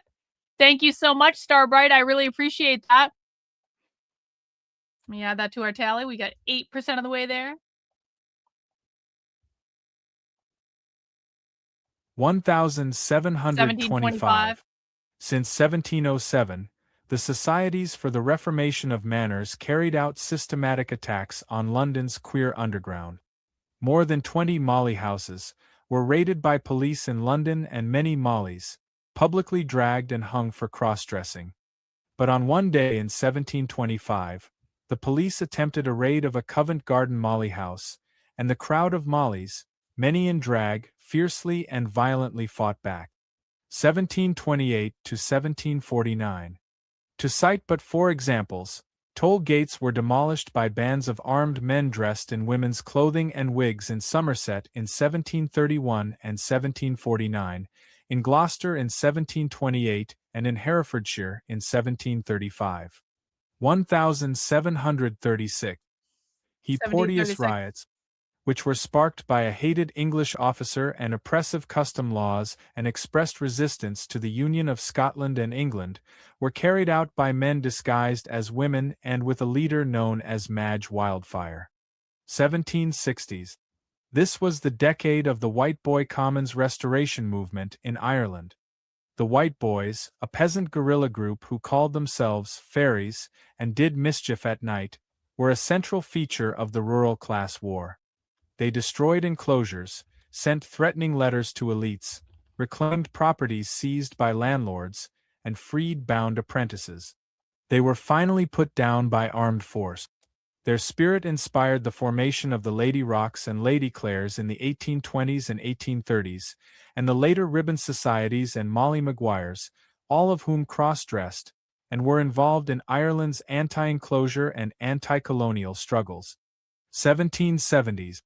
In Beaujolais, France, male peasants dressed as women attacked surveyors who were assessing their lands for a new landlord.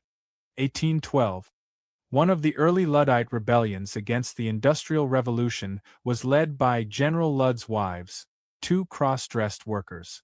The mob of hundreds broke windows, stoned the house of Joseph Goodare, and later set fire to his house. They destroyed the products in the steam loom factory, smashed the looms, and burned the factory to the ground. The rioting went on for 4 days until it was stopped by the military at Stockport, but then broke out again at Oldham. 1820s. The Lady Rocks militant Irish resistance group was active during this time. They were inspired by the White Boys and wore bonnets and veils. The White Boys! 1829. The War of the Demoiselles in the Pyrenees was a peasant uprising against restrictive forest codes in which the peasants cross-dressed. The Lady Clares, a militant Irish 1830. resistance group, was active in this decade. They were inspired by the White Boys. Their official costume was cross-dressing. 1839 to 1844. The Welsh Tollgate riots were carried out by Rebecca and her daughters. One well-documented instance was on May 13, 1839. At dusk, a call of horns, drums, and gunfire are heard across the western Welsh countryside. Armed male peasants, dressed as women, thunder up on horseback, waving pitchforks, axes, scythes, and guns. As they storm the toll gate, their leader roars, "Hurrah for free laws! Toll gates free to coal pits and lime kills." These demands are punctuated by a cacophony of music, shouts, and shotgun blasts. The rebel troops smash the toll barriers and ride away victorious. They call themselves Rebecca and her daughters. The Rebeccas are active for 4 years. In Wales, leading thousands of cross-dressed daughters in the destruction of turnpike toll barriers. They receive widespread popular support. 1843. The militant resistance group, the Molly Maguires, were active in Ireland during this time. Inspired by the White Boys, the word Molly was the equivalent of what we might call Queen today. 1959. In Los Angeles in Isn't May, it interesting? It jumps right from 1843 to 1959. But now, in 1959, we're going to start to get, so all this stuff that they just were talking about, again, we are not, people always ask, they're like, Carlin, what, does the left study history? Does the left study history at all? Yeah, they do. They do. But they don't study the stories that you want them to study. They study other history. They study the people's history. There's a really thick book called The People's History of the United States. Where do you think these ideas come from? Okay? So just because they don't have the analysis of history that you want them to have and that I want them to have, which is communism is going to fail, it's going to lead to mass starvation and death and suffering and all that stuff, they don't care about that because they think real communism has never been tried, because it has never been tried on a global nation, on a global endeavor. They believe Stalin completely screwed everything up. They do not support Stalin. They do not support Mao. They were never on board with that. They believe that pure communism in the spirit of Lenin and Marx and they wanted Trotsky, but that didn't work out, obviously. They believe that real communism has never been tried, and so therefore looking at the past failures of communism are failures that they would acknowledge because they never liked Stalin in the fucking first place. Okay? This is the history that the left studies. They study the history of the proletariat. They study the history of rebellions.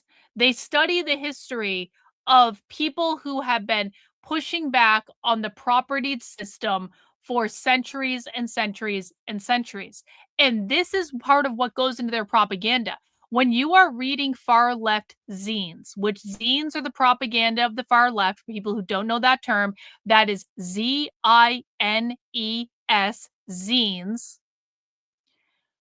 Half of their zines are about historical events, and half of their zines are things like this, where they're literally just saying, here is information about a series of gender fuck rebellions that have taken place throughout history that were explicitly designed to push back on capitalist normativity. And guys, if you are not commenting on something that is relevant to what I'm saying, please do not. It is extremely rude to come into my classroom and then just start talking about something that has nothing to do with what I'm saying and nothing to do with what I'm teaching. You are in a class right now. Please act like it. Okay? If you have a question, that's fine. If you have something relevant to what I'm saying, that's fine, because we should all be able to learn from each other. We are not talking about things that have nothing to do with what we're talking about tonight. This is going to be wonky enough and confusing enough without people confusing it more.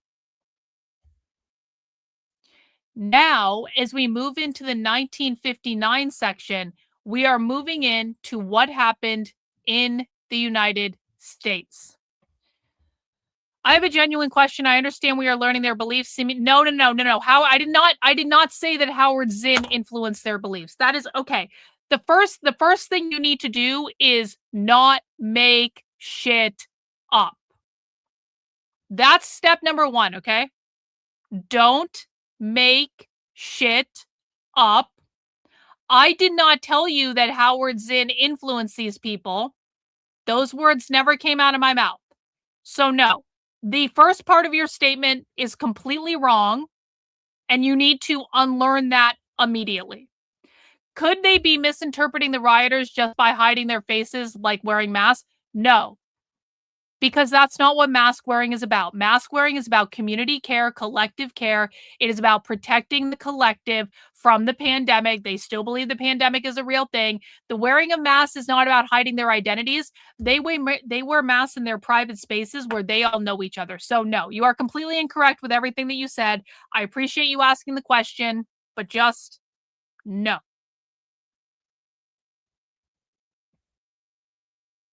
I don't know why you're making shit up. Do you see WHITBOIS? Why are you making shit up? It's white boys spelled normally. So no, it's not. It's a group. It's a group that was active back then. I don't know that much about them, but we're going to, again, spell things correctly. Use proper terminology. Okay. So we are really interested in what starts in 1959, which is how this has developed in America. Does anyone else have any more questions before we proceed?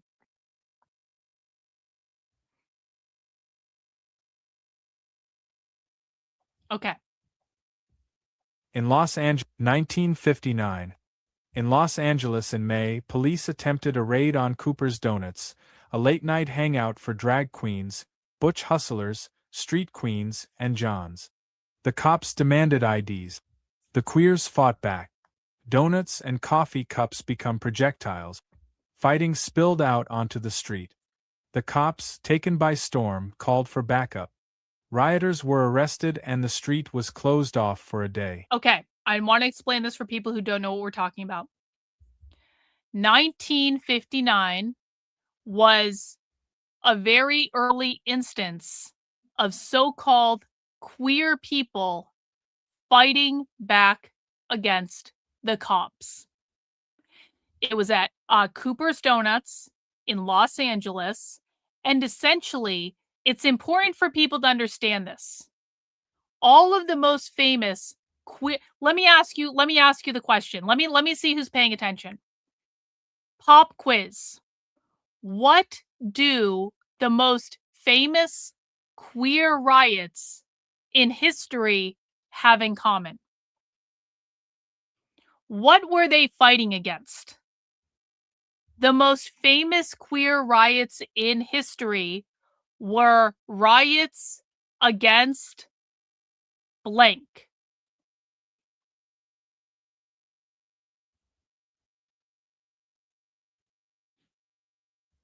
I don't know the answer to that, average person. There were riots against the cops. There were riots against the cops. Cooper's Donuts was a riot against the cops.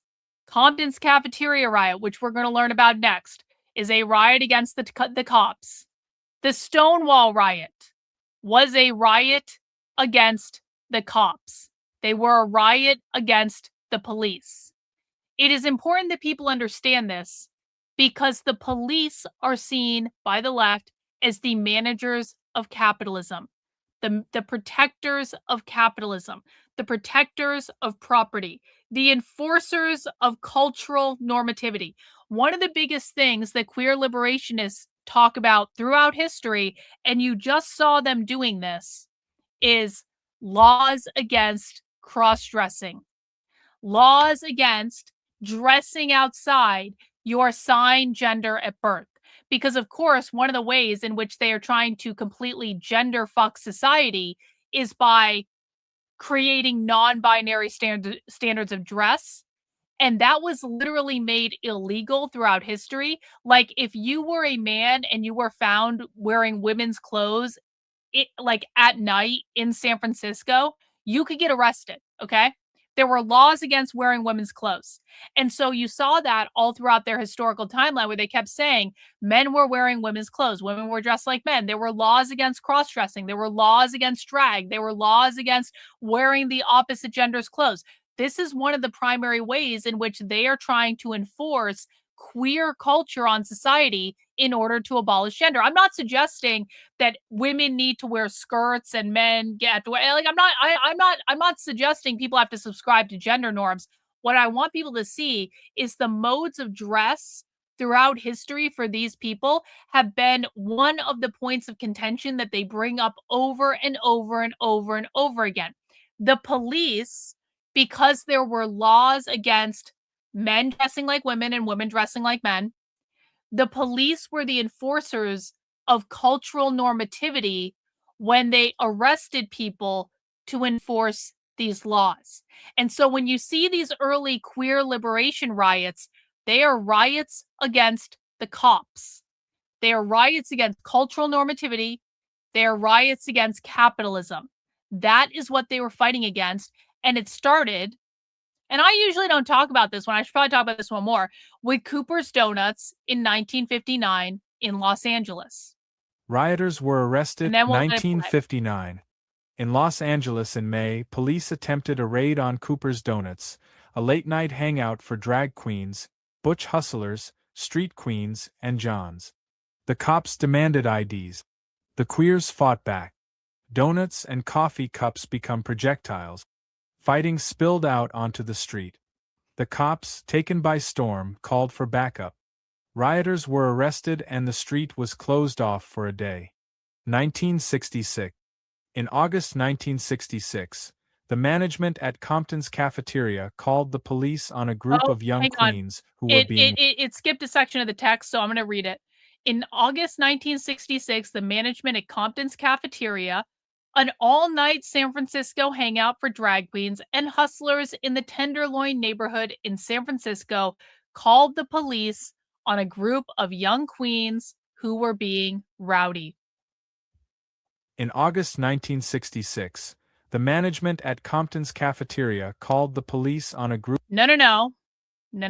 We have another retard in the chat. Excuse me. This is only happening in blue cities. Bro, we're talking about the 60s right now. Do you think there is a chance that between 1966 and today, which is 2026, so we have 1976, 1986, 1996, 2006, 2016, 2000. It's been 60 years, bro. We are reading history right now.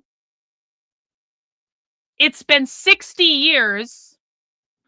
Do you think, based on the prevalence of queer ideology in schools, that perhaps things have expanded outside of your most hated blue cities? Do you think that in the last 60 years this has grown at all? Are you really telling me that only kids in blue cities are affected by this? Are you smart enough to be here?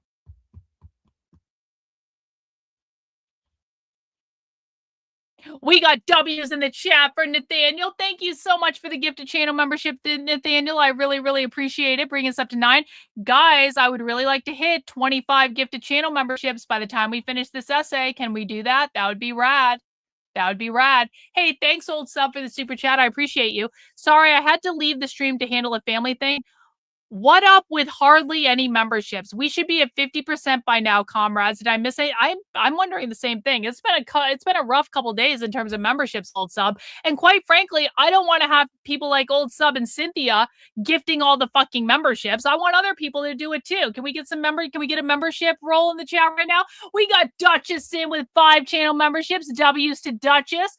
We got Axehead. Thank you so much for the 5 gifted channel memberships. Bring us up to 19. We just got some more in. Let me get that up. Hang on. We got Doug in with a membership. W's to you, Doug. We got Average Person in with another membership. W's to you. We got Mike in. W's to you, Mike. Thank you. Yeah, it's prevalent in Rock Springs, Wyoming. This is not just a blue city issue anymore. That is exactly right. Guys, this ideology today is in every single state. It is in every single school. Please stop deflecting from this by saying it's just in the cities. No, it's not. No, it's not. Peggy W's, thank you so much for the membership. We got Bella Lagos in there. Thank you so much for the membership. I appreciate you guys all the way up to 24. Look at that. Look at that. A little chiding from old sub. And now we're making some progress. I really appreciate it, guys. Let's get back to this. In August 1966, the management at Compton's cafeteria called the police on a group of young queens who were being rowdy.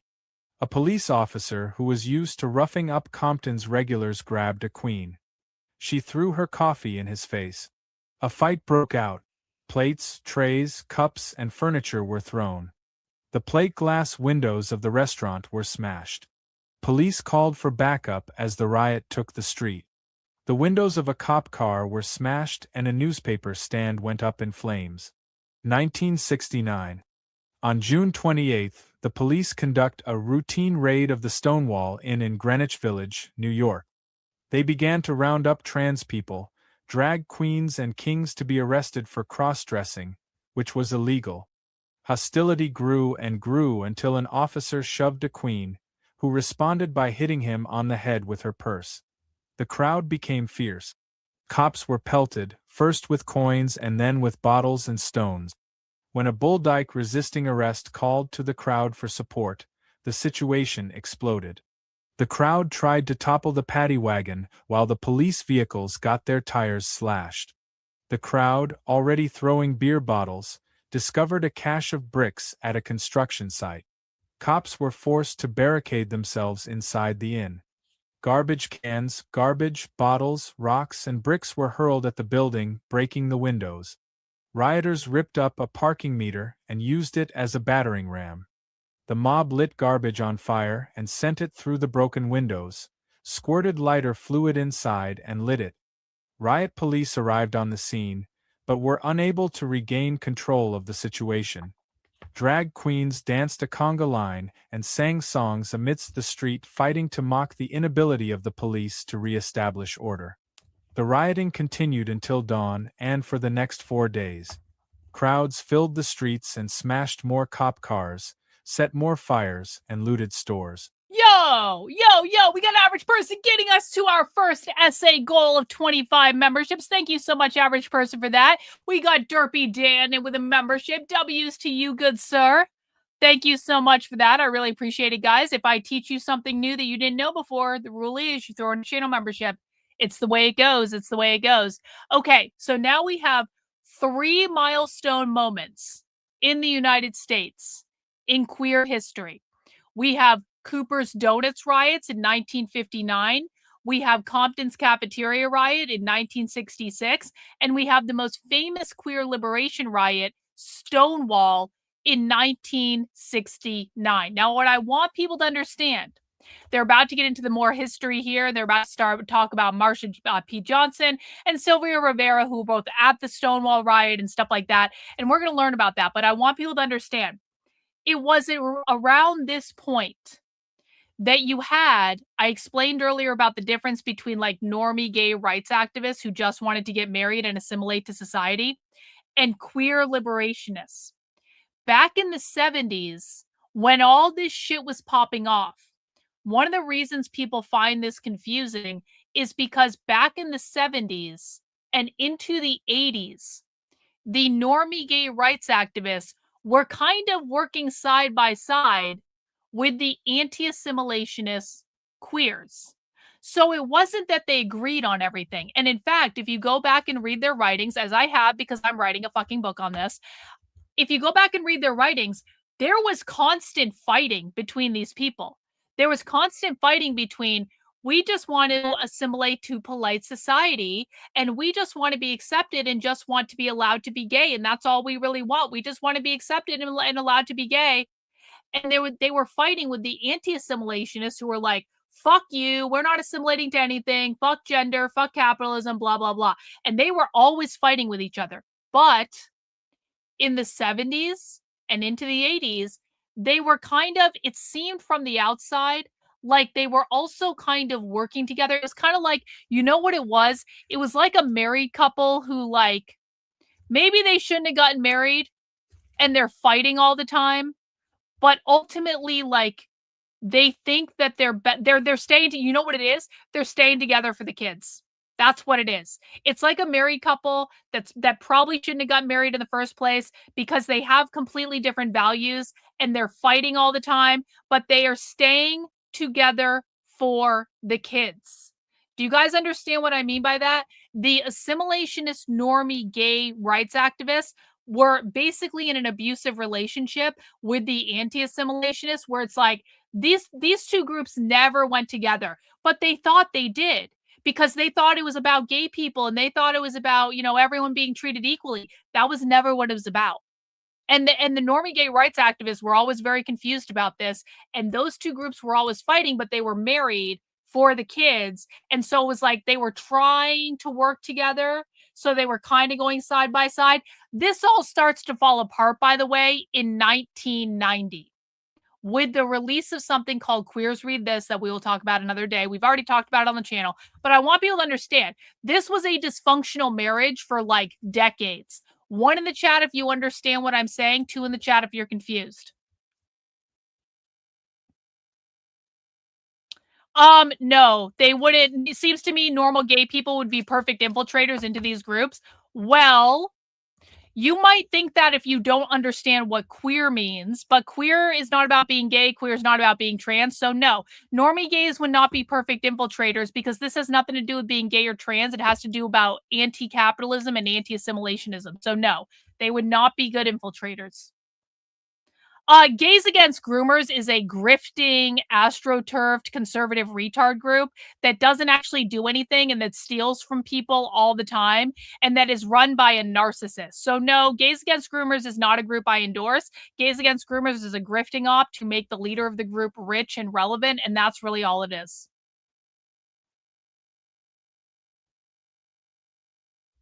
Yeah, normal gays hate being called queer. True. Okay. So now we're moving into this space where, again, the assimilationists are kind of working with the queer liberationists, but we understand the difference between the two, so we're going to be able to view it in that context. Crowds, 1970. Marsha P. Johnson and Sylvia Rivera, veterans of the Stonewall riots, formed the Street Transvestite Action Revolutionaries in New York City. Stars! Marsha and Sylvia opened the stars! Yo, old sub! W's! W's for the 5 channel memberships. Thank you so much, old sub. Really, really appreciate it. Everyone, please give old sub a W in the chat if you would be so kind. Marsha and Sylvia opened the Star House for homeless drag queens and runaway queer youth to stay in. The house mothers hustled to pay rent so their kids wouldn't have to. The youth, in turn, stole food to bring home. Star linked up with the Young Lords, a revolutionary Puerto Rican group, and with the Black Panther Party. How is it to be Okay. done in the ass? Actually, I thought they were going to go into way more than that. Holy shit. So that's the last event. Huh. I remember this being longer for some reason. Okay, well, that is the last big event in the queer gender fuck history. So we care mostly about the stuff at the very end. But what I want people again to understand from this essay is that the basic premise is all throughout human history, there have been radical queers who have rejected the gendered system, who have rejected the gender binary, who have fought against the evil oppression. That is what they're saying. They're giving their version of history. Moving on, next, we are going to read, and everyone better hold on to your hats here, okay? Next, we are going to read the seminal classic by Gender Mutiny, How Is It to Be Done in the Ass? Now, I'm going to help you guys out. We are going to read or have read to us a summary of this essay by ChatGPT. And what ChatGPT is going to do is explain to you the important things that you need to know about this essay so that when we get into the essay, you are going to be able to understand what we are reading, because queer Marxists use flowery language and they're a little bit artistic. And so sometimes it's difficult to understand. So we're going to have ChatGPT explain it first, and then we're going to read the essay and we're going to break it down for ourselves. Does the left believe in any hierarchy? No, the left is fundamentally anti-hierarchical. They believe capitalism creates all hierarchy. Hierarchy creates all oppression. Holy shit. Capitalist, sorry, I just got a big gift. I'm going to acknowledge that in a moment. Thank you so much. Holy shit. Maria in with the dub. They believe capitalism creates all hierarchy. All hierarchy creates oppression. In order to create their communist utopia, they need to undo oppression by undoing hierarchy, by abolishing capitalism. So no, the left believes in no hierarchy. Good question. We got a bunch of dubs to give out. We got a dub to Old Sub Sailor. Thank you so much for the gifted channel membership. We got a dub for Red Menace Nick in with the gifted channel membership. And holy shit, Maria coming in, the dark horse candidate, dropping the 50 channel memberships in the chat for everyone. Everyone just give a big, big, big round of W's for Maria. Thank you so much, my friend, for the very, very generous gift. You've always been such an amazing supporter on the channel. You've been around a long time. We appreciate you very much. We you know, Maria's gotten us into private calls with very queer people before, and, you know, we appreciate that. Thank you so much for the very generous gift, and welcome to all the new channel members who joined because of Maria. And Old Sub just likes to be the one putting me over the top. Old Sub, every single time, he's like, okay, Maria, okay, hold my beer, Maria. I'm going to do it too. Old Sub, in with the 20 gifted channel memberships. We have hit the goal. W's to you, good sir. I do appreciate you so much. Guys, if you want to continue to give channel memberships, please feel free to do so. We can go past the goal. It's fine. But I really appreciate everyone who's helped me meet the channel membership goal tonight. And now we can kind of kick back and relax and just enjoy all this fucked up shit. Thank you, guys. Thank you for allowing me to do what I do. You guys are the best. Okay, back to this. We are going to have ChatGPT read us a summary of the seminal inspirational work, How Is It to Be Done in the Ass? Okay. I think I've given everyone enough time to put in headphones if you've got kids around, or send kids out of the room or something. This essay, How Is It to Be Done in the Ass by Gender Mutiny, is a short piece of provocative queer anarchist theory that uses the anus symbolically as a site of rebellion against capitalism, social discipline, heteronormativity, and what the authors call the biopower. anus is a site of In rebellion bashback against milieu, capitalism. The essay deliberately mixes vulgarity, surrealism, anarchist theory, queer theory, bodily imagery, and absurdist humor in order to shock the reader and reject conventional political language. Core argument: The essay argues that society reduces bodies and sexuality to productive, controlled, biologically functional systems that serve capitalism, the family structure, labor systems, and social order. The anus becomes the symbo. In the essay's framework, the productive body serves the system, while queer sexuality, anality, scatology, pleasure, and uselessness disrupt systems of discipline and productivity. Major themes. 1. Rejection of biological functionalism. Oh! The text attacks the idea that Wait, bodies exist primarily for reproduction, labor, hygiene, efficiency, and social productivity.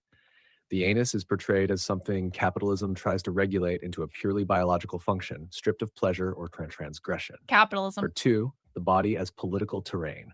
Like a lot of rad treats sexuality and the body as battlegrounds where systems of power are enforced. The argument is that reclaiming stigmatized bodily functions and taboo sexuality becomes a form of revolt against social control. Charge 3. Anti-capitalist symbolism. The references to waste, shit, non-product fusel are tied to anti-capitalist ideas. The essay celebrates what cannot easily be commodified or made economically productive. It frames scatology and anality as symbolic resistance to capitalist logic itself. 4. Human strike. The phrase human strike comes from radical Italian autonomist and anarchist theory. It arcade, but refusing socially imposed identities and roles altogether. Here, bodily functions become metaphors for total refusal of social discipline. 5. Deliberate absurdity and provocation. The essay is iniculous at points, that is part of the style. The exaggerated fixation on anuses, shit, glitter, and vulgar imagery is meant to mock polite political discourse, reject bourgeois respectability, destabilize norms, and embrace what society labels disgusting or improper. Historical significance. This essay is a good example of early 2000s queer anarchist writing where politics, aesthetics, identity, sexuality, and anti-capitalist theory became deeply fused together. It also reflects the strong influence of post-structuralist theory, anti-civilization anarchism, punk subculture, queer theory, and anti-assimilationist queer politics. The writing style itself is important historically because these circles often treated provocation, obscenity, and emotional intensity as political acts in their own right. Okay, so what I need people to understand about this, I know, this is an essay about getting fucked in the ass. Okay, I know that. But this is not actually an essay about sex. What they are doing is using vulgar and absurdist imagery in order to argue against the capitalist system.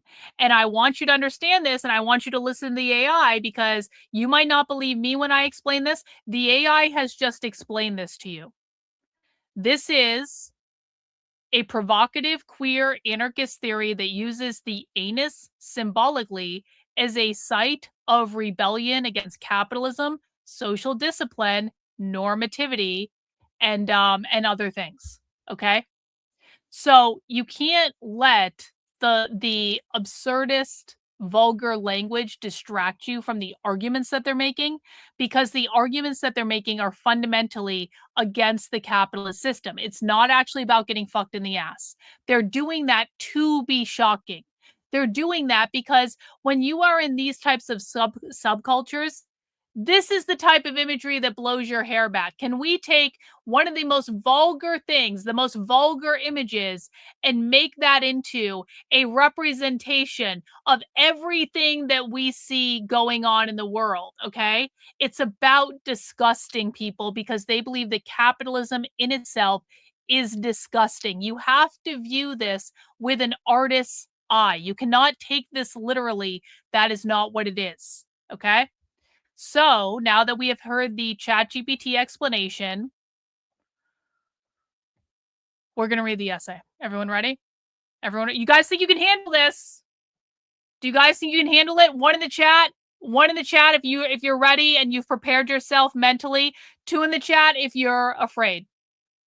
You could conceivably do both. Actually, you could both be prepared and also be afraid. That's actually possible. No, it's not to put normies off. It's because this is the stuff that blows their hair back. It has nothing. Guys, they don't think about how can we prevent normies from reading our stuff. They don't think about that. They think about how are we as artists articulating our point? If you're afraid, it's okay. You're going to get through this. It's a short essay. It's a short essay. It's going to be okay. All right. How is it to be done in the ass?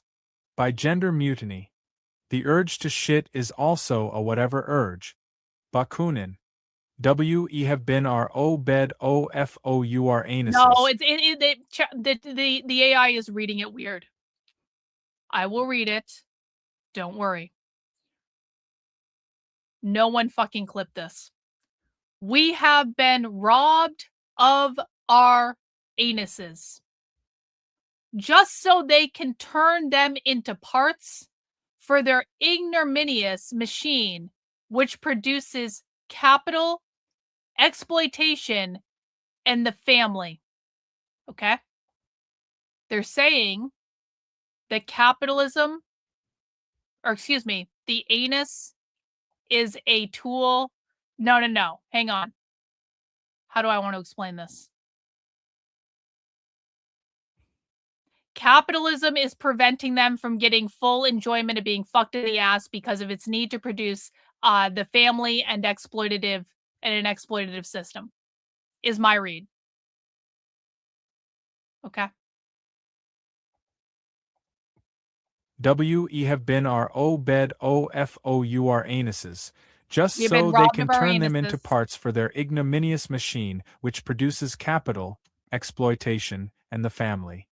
Reduced to its most practical biological functions, the anus is becoming fortress, impenetrable, singular, productive. The anus is Our becoming very capitalist. excrement is assigned commercial value, so many nutrients per cubic foot, average moisture content, cost of processing.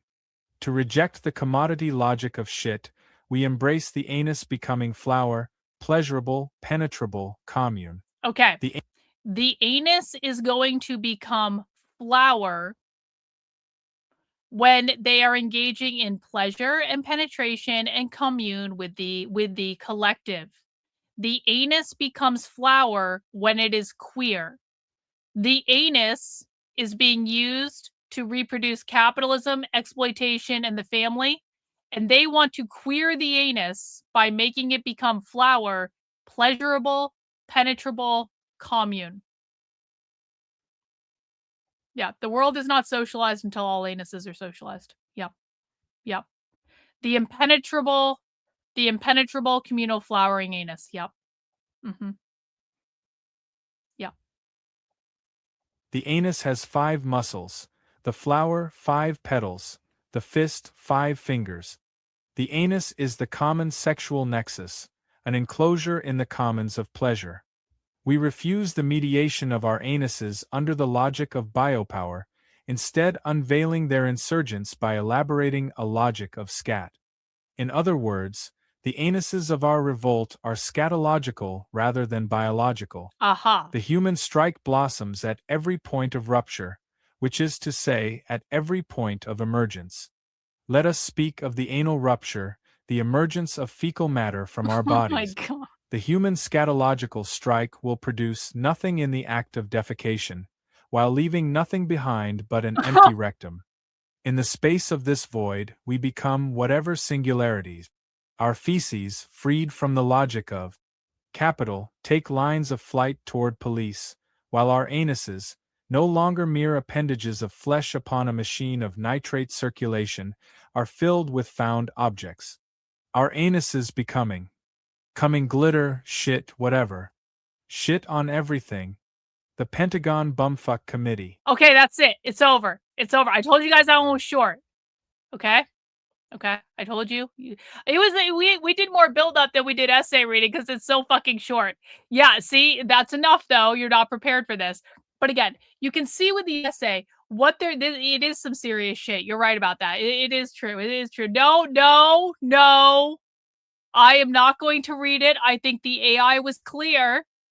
You all, I want to remind you guys, you all have access to the PDF of this. You can literally just Google Queer Ultraviolence, the bashback anthology, and find the PDF. I have it pinned in the chat on YouTube as well.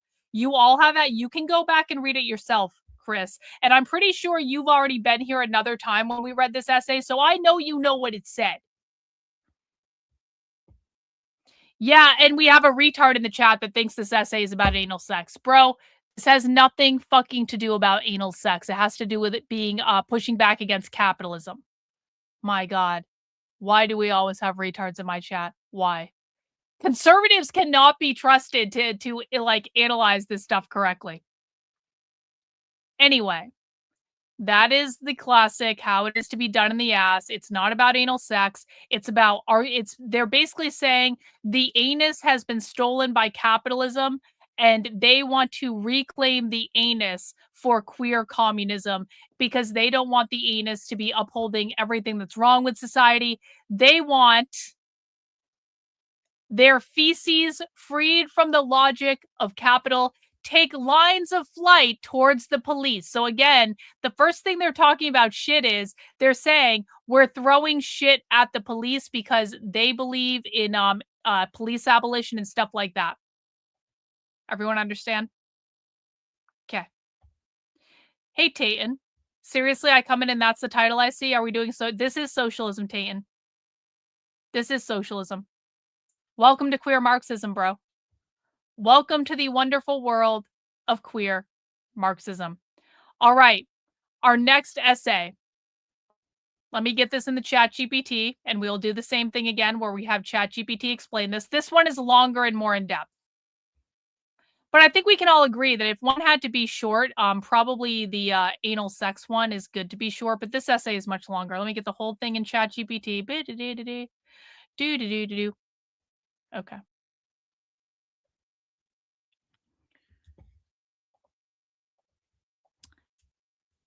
Tell us about this essay. Bing.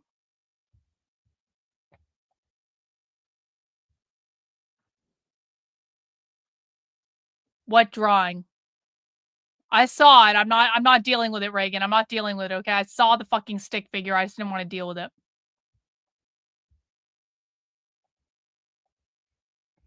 Okay. The next essay that we're reading, and again, this is also from the group Gender Mutiny, is called Preliminary Notes on the Modes of Reproduction. I am going to guess that this is about the reproduction of the nuclear family. Let's see what ChatGPT has to say about this.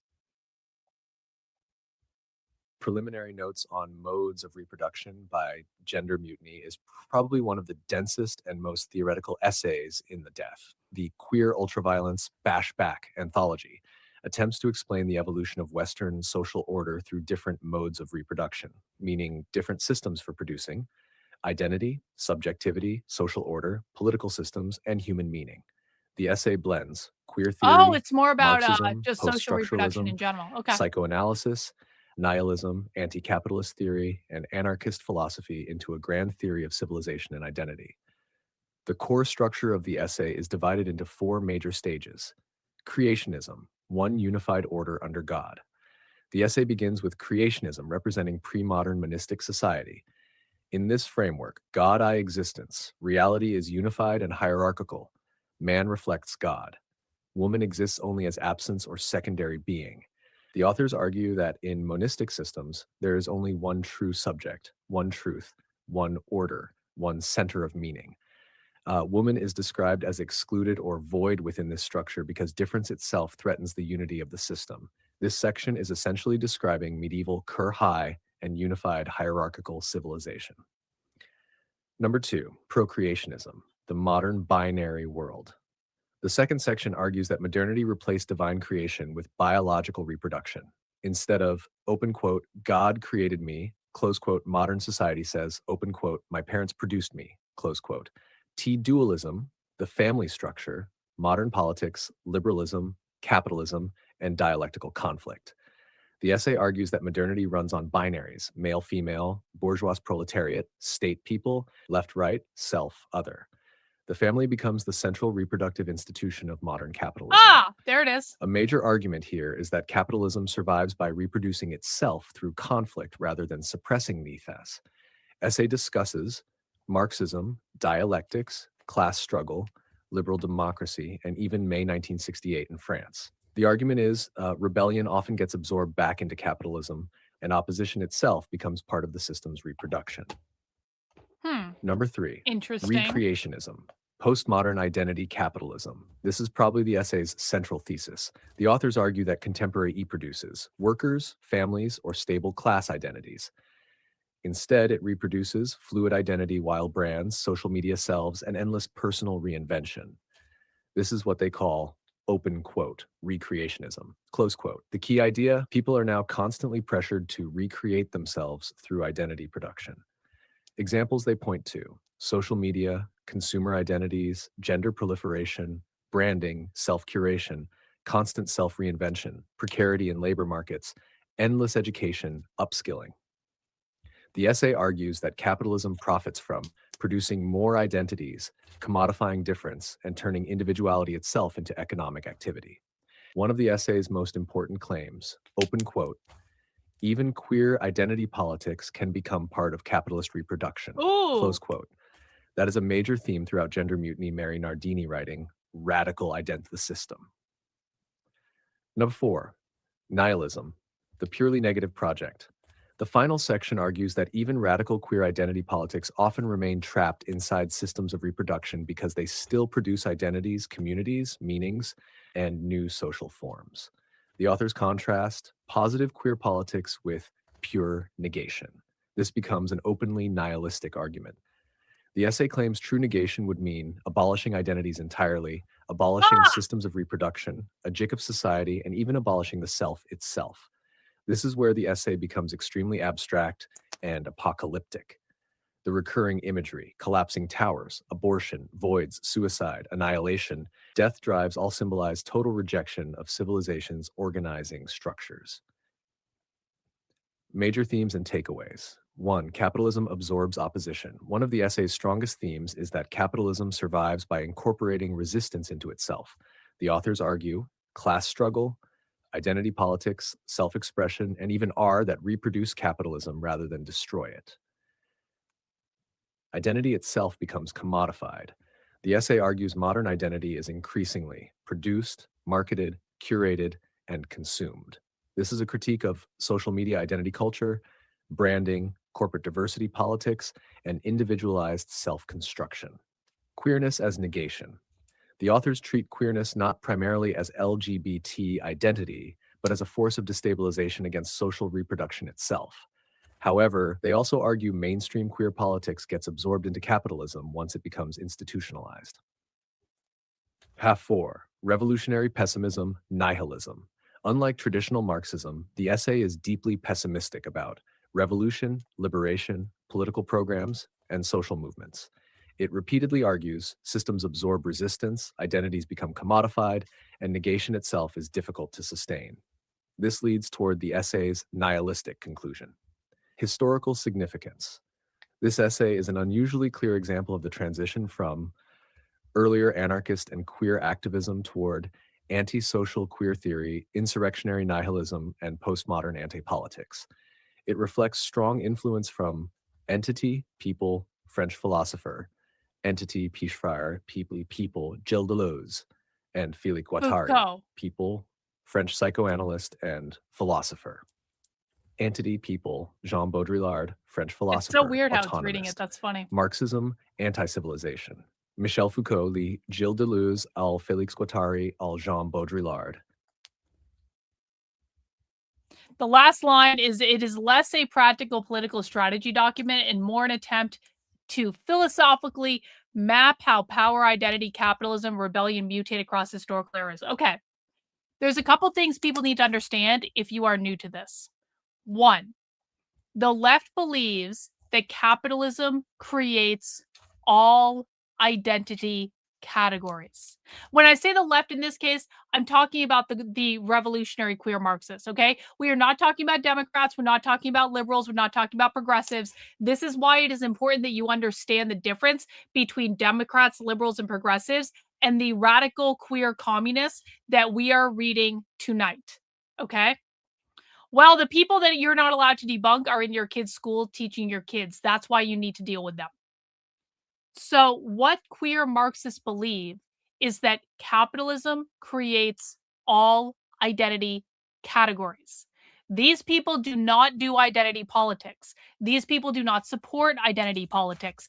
Identity politics are the normie gay rights activists. Identity politics are the Democrats. Identity politics are the liberals. Identity politics are the progressives. These are radical, revolutionary queer Marxists who want to abolish all cultural normativity. And in order to do that, they want to abolish all identity categories, because they believe all identity categories are created by capitalism. So you must understand, these are not the people who support identity politics. They are anti-identity politics because identity politics is inherently capitalist. Okay? Hang on. These are nihilists. These are anti-civilization nihilists. They believe capitalism was started essentially in ancient Sumeria, and the only way to undo capitalism is to go back and undo everything that happened after ancient Sumeria, essentially. They are nihilists. They do not believe this is ever going to happen. This is not even the craziest stuff that they've written. We're not going to read that in this particular book, but like some of their later writings get really out there. Are these people important? Well, these people are the ones teaching your kids, and these people are the ones that are teaching your kids that gender isn't real, and these people are the ones doing Drag Queen Story Hour, and these are the ones that are running the fucking teachers' unions. So if you believe that it's perfectly fine for kids to be queered in school, then no, these people aren't important at all. But if you want to actually prevent your kids from being indoctrinated into a far left fucking cult that wants to abolish literally all of society, then perhaps sit down, shut the fuck up, and listen and acknowledge the problem that you're dealing with. See, conservatives are so fucking stupid. They literally don't even know what's happening in their own kids' school.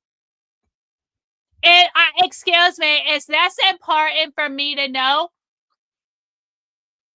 Your kids are going to suffer if you don't. So you decide whether or not that's important to you. I don't know. I kind of think that conservatives hate their own kids at this point. I really do. Especially the fucking boomers that are continuing to vote for this war for Israel. Especially boomers who are literally fine with their kids being drafted to go to war in Iran on behalf of Israel. I am increasingly convinced that conservatives actually hate their own children. And so you know what? No, if you hate your kids like most conservative right-wingers who are voted for the war with Iran on behalf of Israel, if you hate your kids as much as people that voted in favor of that hate their kids, then probably this is not important to you and you should go somewhere else. Yeah, it's so awful to learn something here, then seeing it in your child's homework. Yeah, that happens all the time. Yeah. They treat their kids like accessories. So, yeah, so true. So true. Okay, so they are anti-identity politics because they are anti-identity. They are anti-civilization. They are nihilists. They believe the nuclear family is reproducing capitalist values. They believe in something called social reproduction theory, which is society will reproduce itself until they are disrupted. Okay? Social reproduction theory says the nuclear family is reproducing capitalist values within our society. Therefore, you need to get rid of the nuclear family and all that stuff. They're going to go into all of that throughout this essay. Let's get into it. This is Preliminary Notes on Modes of Reproduction by Gender Mutiny. The Pentagon Preliminary Notes on Modes of Reproduction by Gender Mutiny. You had me at necrophilia. Creationism.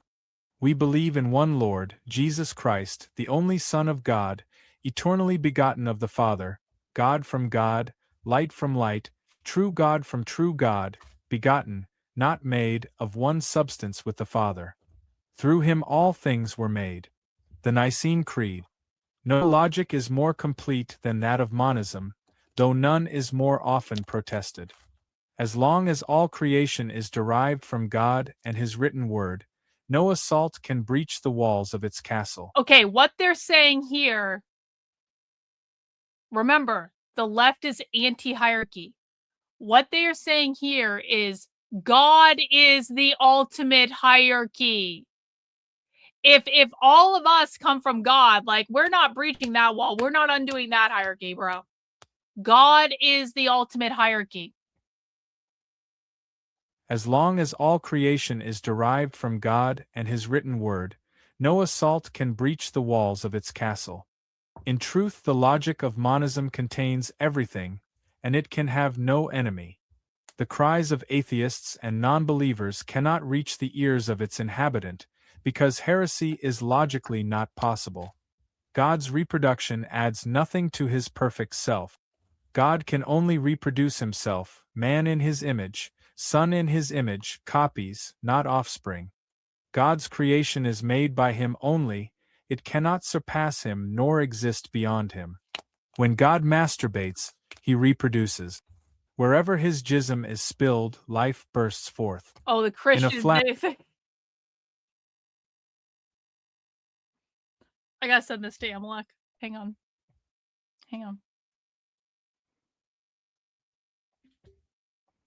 Okay. All of the Christians in the chat just blew a fucking gasket, and don't think I don't know you that you blew a fucking gasket, but you guys need to rein in your Christianity for a moment. This is what you get when you get into queer Marxism, okay? In a flash, it's as if you were born, flung into dark, restless space, utterly foreign to the last times. No idea where you are naturally, you are shipwrecked. You have only the word shipwreck as lantern and explanation. For the rest you are in the dark. All is lost. This lostness, a state you knew nothing about. You are adult and biped, but the species is unknown. You know nothing about being. We don't remember this world at all. In monism, there is only one gender, that of man. Man who was made in God's image and, like God, reproduces by spilling his seed onto the fallow earth. The earth, what we would call woman, does not constitute a distinct gender to herself.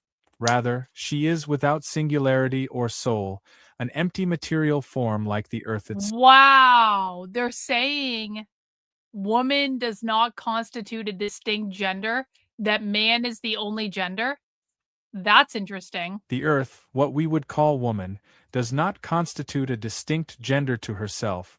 Rather, she is without singularity or soul, an empty material form like the earth itself. Hey, why aren't I knitting anymore? Why the fuck does that matter? Why aren't you paying attention to the queer Marxist literature on the fucking screen? You should be worried about less about what I'm doing with my hands than you are about what's on the screen right now. Can you please focus? The earth, to speak of woman in the ideology of monism is an impossibility, that is, unless one speaks of a nothingness, an absence, a ghost. All right, Not banned. being Bye. a man, woman cannot exist in God's creation because that which is not one, that is not God, is not. The void is woman's ontological origin.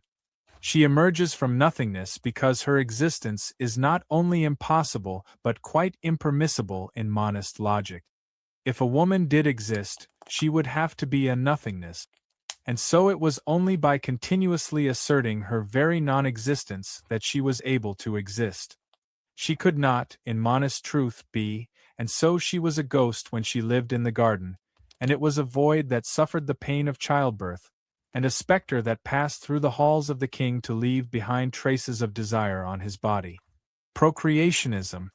When girls and boys reach puberty, their bodies start to change and become more mature. From this time, if a male and a female have sexual intercourse, it is possible that the girl could get pregnant, i.e., a baby could start to grow. How babies are made. Okay. From the left believes that the categories of men and women are socially constructed by capitalism based on reproductive ability.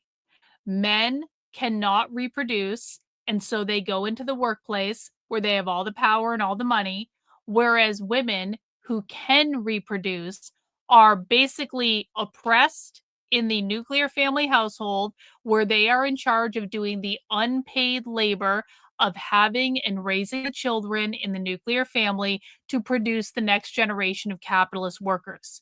So that, I suspect, is where they're going with this when they're explicitly starting this section with a quote, basically saying, listen, these categories were created around reproductive ability. From the moment we begin to speak of woman as such, we are not speaking of God and his world, but rather the world of opposition. Once woman existed as... So what they're saying is the category of women got created by their ability to reproduce. They're saying, and again, I know this is a little esoteric, and this is my interpretation. If you have a different interpretation, please let me know. They're saying man was the only category that was created by God. Women were created subsequently to that based upon their ability to reproduce and thus feed the capitalist system with new workers. Is everyone on board with this? The first part is about man is the only category. There is one category and it is man. Okay? Women was created to say these are the subset of the overall category that have reproductive ability. We need reproductive ability in order to feed the capitalist system. Well, capitalism created the patriarchy. The patriarchy is the hierarchy of men over women. When they're saying the term patriarchy, they are saying men in the workplace where they have all the power and all the money, women in the home doing the unpaid labor of raising the next generation of workers. That creates the gender hierarchy in which men are the oppressors and women are the oppressed. That hierarchy is called the patriarchy. So capitalism created the patriarchy, so they are the same thing. So everyone was a man, and then they split the people who had reproductive ability off and called them woman. That's why it's one man. One man. It's a subset of the overall category that had reproductive ability. That's my read on it anyway. If people disagree with me, please argue with me, but that's my read. Are they doing this because Marx said something? No, this has nothing to do with that. This is, guys, this is a century and a half after Marx. These people don't give a flying fuck. Well, they read Marx, but like, they're not doing this. No. What you're shilling is conservative bullshit narrative. This was written 150 years after Marx was alive. This is not in response to Marx. This is in response to the radical anti-assimilationist ideology and subculture that has been being cultivated in punk scenes and in like these queer circles across the country for decades by the time this was written. Yeah. Womb man. Isn't that funny? Womb man. We are well beyond Marx at this point. This is not Marx. This is what we call gain of function Marxism. It's basically, it's not that queer Marxists don't fuck with Marx, because they do. But like, you have got to understand that okay. When you have an ideology and someone writes a manifesto for that ideology hundreds of years ago, in the intervening hundreds of years, new people are going to come along that say, here's what I think about this manifesto, and here's what I think about this ideology, and here's what he got right, and here's what he's got wrong, and here are ways we can evolve, and here's the ways we can grow, and here's the ways we can expand. So in any sort of like academic system, it's a constant iterative process where things morph, they evolve, they change. They change based on who are the opinion leaders at the time. They change based on who's writing the papers, who's writing the books, Who's giving the talks? What crazy ideas do they have? It's not to say that the left has completely dismissed Marx, because that's just not true. But what you have to understand is between Marx and today, there has been over a century of evolution and development that's happened, in which many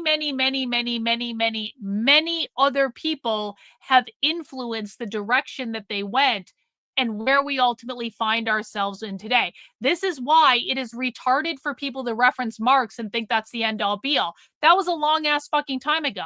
We are human beings. We grow, we evolve, we expand, we explore, we create new things. We say, he didn't really mean this, he meant that other thing, and then it goes off in its own tangent. Does everyone understand what I'm saying? Who do they think came up with all this? They did. They did. It's an organic grassroots movement. They did. Bro, they're documenting the history in this book. They're literally telling you, here are where these ideas come from. Thank you so much, Prince, for the super chat. I appreciate that.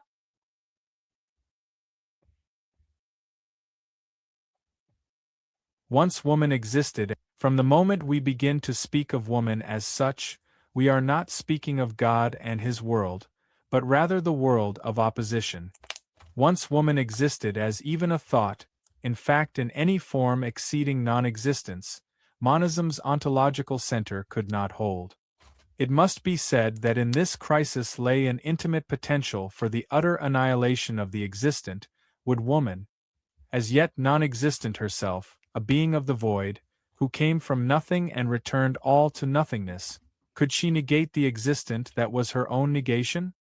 But so fierce was woman's affirmation of her own existence that her force would not cause monism to stagger and collapse under the weight of the impossibility of something truly outside itself, but rather would balance and harmonize man.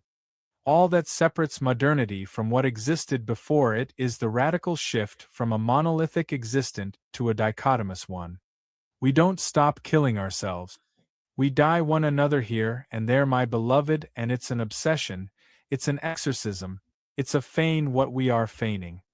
I have no idea, is it a sin, a maneuver, a vaccination, the taming of a python, the fixing up a cage? It's an inclination. We don't stop rubbing up against our towers, touching our lips to them. Eroticism to the nth degree, lips on the sacred scroll, the innocent handle of the book, the saint, the simpleton, we know all about it, we always thought it. We'd also always feared for our towers. Such striking clarity. And naked, but what terror when the real planes really crashed into them, a black terror that bit into our hearts. So this in reality can happen. In reality there was a tomb on one of our bodies. This was a fact and no waking. We'd I have no awakened idea what they're saying here, assassinated. so we're just letting it go. I The have no fucking Promethean clue. feat is accomplished. The act of creation stolen from God and spread before mere mortals for their defilement. Oh! They engage in carnal desire and, when small, wet, stunted humans emerge from their loins, they marvel at their godlike power to create life. So this is what I was talking about. Okay, this is where we have to get into no debunking. This is where we have to go again, like get into the fact that, again, they're using flowery language. This is just how they write. This is why we go back and we explain things. Bro! They believe capitalism started in ancient Sumeria. I've already said this 5 or 6 times in this stream. Who are they accusing of creating this ancient system? They are accusing ancient Sumerians of creating it. They believe it started in ancient Sumeria. If you are going to try to get me to say the Jews to satisfy your sensibilities, that is not what they believe. This is about understanding what they believe. They believe capitalism started in ancient fucking Sumeria. Your question has been answered. Now cool the shit in the chat.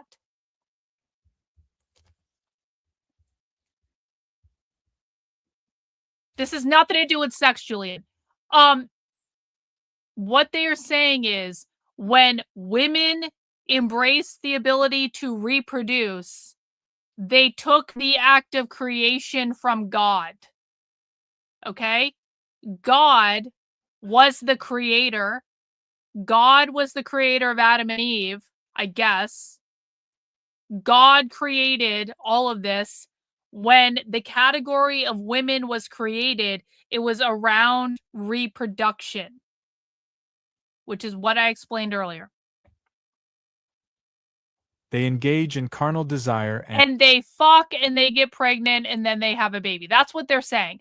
They fuck, they get pregnant, they engage in carnal desire, and when the small, wet, stunted humans emerge from their loins, they marvel at their godlike powers to create life. Does everyone understand?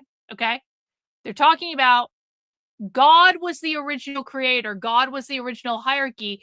God created man, and then a subset of man had reproductive ability, and they fucked and they got pregnant and they had a child.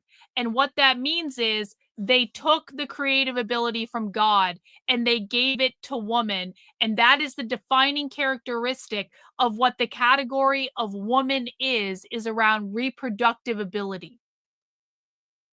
1 in the chat if you understand, 2 in the chat if you're confused.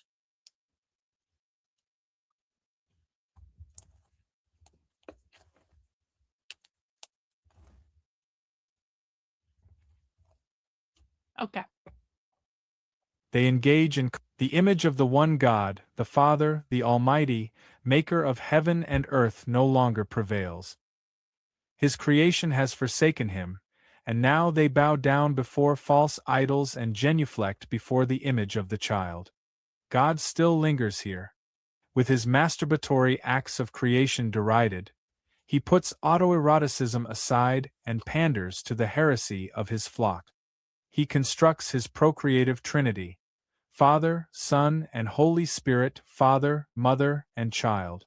This divine mimicry of the people's profane procreative acts is too queer. He has not admitted the existence of woman, of dualism, of the other, and in the binary regime, heterosexuality is sacrosanct.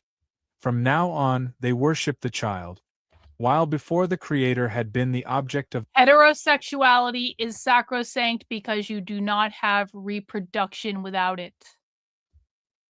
And by the way, when they say heterosexual, they don't really mean one man or one woman. They usually mean like adhering to cultural norms. It's usually a different thing. But I do actually think they mean one man and one woman here because they are explicitly talking about biological reproduction. They're saying heterosexuality was put at the focal point of the capitalist regime because this is what is required to become the creator. While before the Creator had been the object of adoration, procreationism displaces the focus to that which is created. The act of sex is banal enough that only the conservative thinkers, attached still to the old ways of praising God, could envision it as a divine act. The parent is imbued with no shroud of mystery or the unknown. But the child, who can remember his childhood? The child is an image that could stand for the sacred mystery of reproduction. The image is singular, but its source is binary. Now the myth that subjectivities come from God is pushed aside by the idea that one exists simply because the source of reproduction is binary because you need to have binary gender in order to reproduce, like just biologically. Now the myth that subjectivities come from God is pushed aside by the idea that one exists simply because one's parents fucked at some point and didn't use birth control. Religious faith in an event one didn't experience now shattered, only a scientific and historically rigorous explanation will suffice. One still does not remember one's conception or birth, but the scientific method confirms that other babies are made this way, and so I was too. The procreative myth, or fact, structures and gives meaning to the binary opposition of the sexes. The categories of male and female have meaning and power because their stability and duality is generative. Like God's potency to make life spring from himself, the male and the female, in their opposition and union, have the power to create life. No longer God made me, therefore I am, but now my mother and father made me, therefore I am. The family constitutes the procreative apparatus, distinguished from the creative apparatus by a binary opposition inherent in the inclusion of woman into the realm of substance, while from God the Father, The family constitutes the procreative apparatus. The family is where new human beings, new workers are created. the Son and the Holy Ghost were begotten, not made, and remained of one substance with the Father. It is only through the union of opposite sexes that babies are made. A monist world could self-reproduce in perfect singularity and sameness, but once woman had posited herself in her difference, the force of her otherness was established as a procreative force. And so it would. The force of her otherness was established as a procreative force. The defining characteristic of woman is procreation. And so it would be with the reproduction of the future, of the political order, and of capitalism. Oh! The apple that Eve ate from the tree of knowledge may have initiated the fall from monist grace to dualist profanity in the mythology we know. In history, it was the apple that fell on Newton's head which ushered in dualistic thought. Newton's theory identifies the forces which hold and harmonize the dualistic world in the void against threat of collapse. Namely, for each force there is a reaction of equal force and opposite in direction.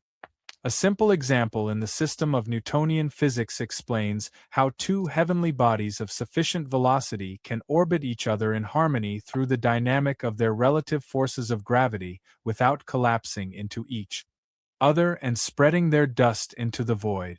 So does dualist thought balance and harmonize the world of procreationism. Modernity is Newtonian physics, is dialectics, is liberalism, is binary reproduction, is capitalism. It is unnecessary to draw the connections between each of these. Modernity is Newtonian physics, is dialectics, is liberalism. These are not liberals, they don't like liberalism. Is binary reproduction, is capitalism. Binary reproduction within the family fuels the capitalist system.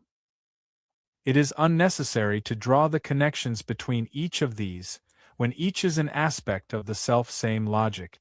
The triumph of the logic of two over the logic of one defines the world we inhabit, though this world is being supplanted by the world of plurality. From the image of the child comes the image of the future, our hopes and dreams, our investment in a better world for future generations. Towards the image of the future the political project is always aimed. The child is the future, and just as the family produces the child, the political apparatus produces the future. The political order of modernity is liberalism. Monarchy ruled the monist world, and the binary world requires. Again, they said it again. The political order of modernity is liberalism. These are not liberals, they're shitting on liberals.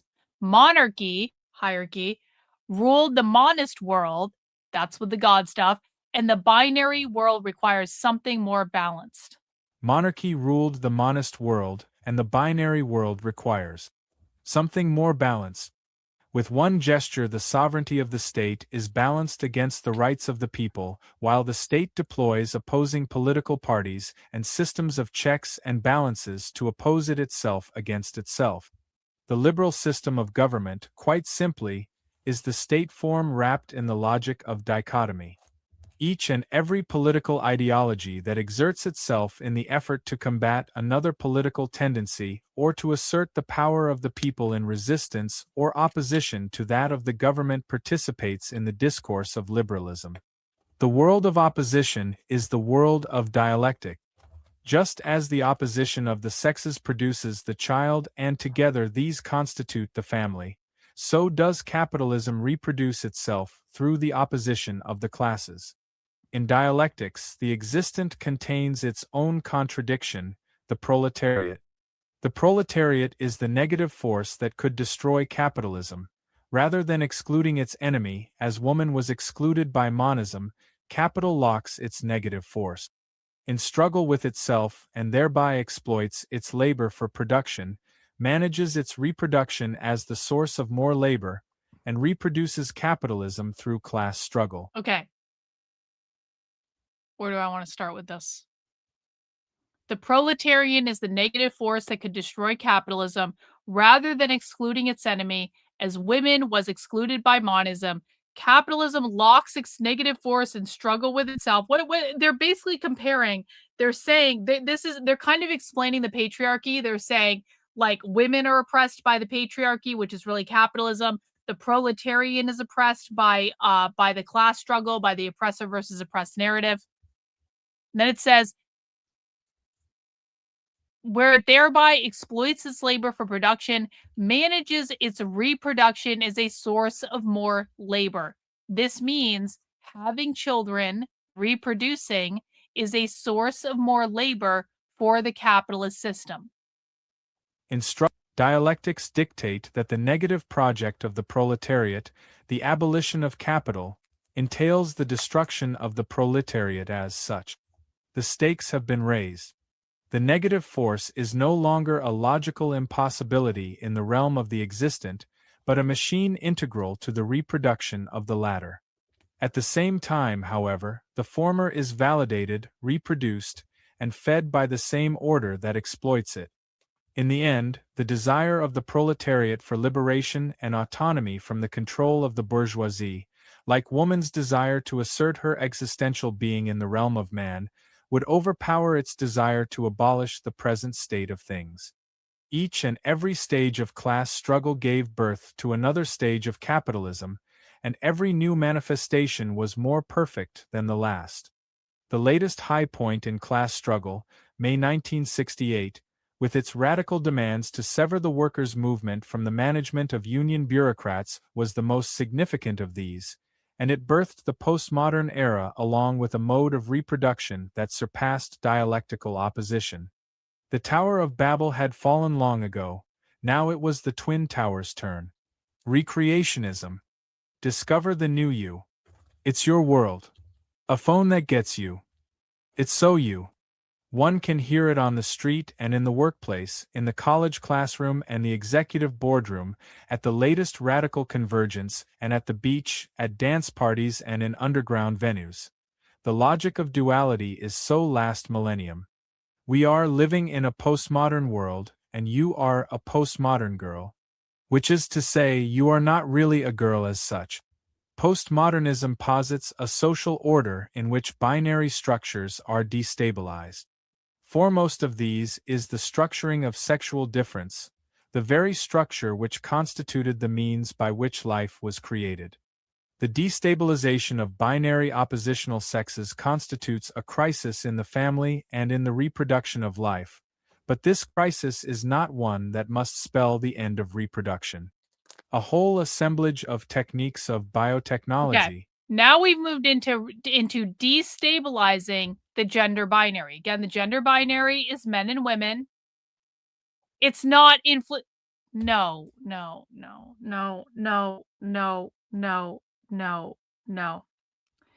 This is what we call a conservative bullshit narrative. Could this have been influenced by Islam? Have you heard them mention Islam? Have you heard them mention Muslims? Have you heard them mention any Muslim country? Have you heard them reference the Quran? Have you heard them reference...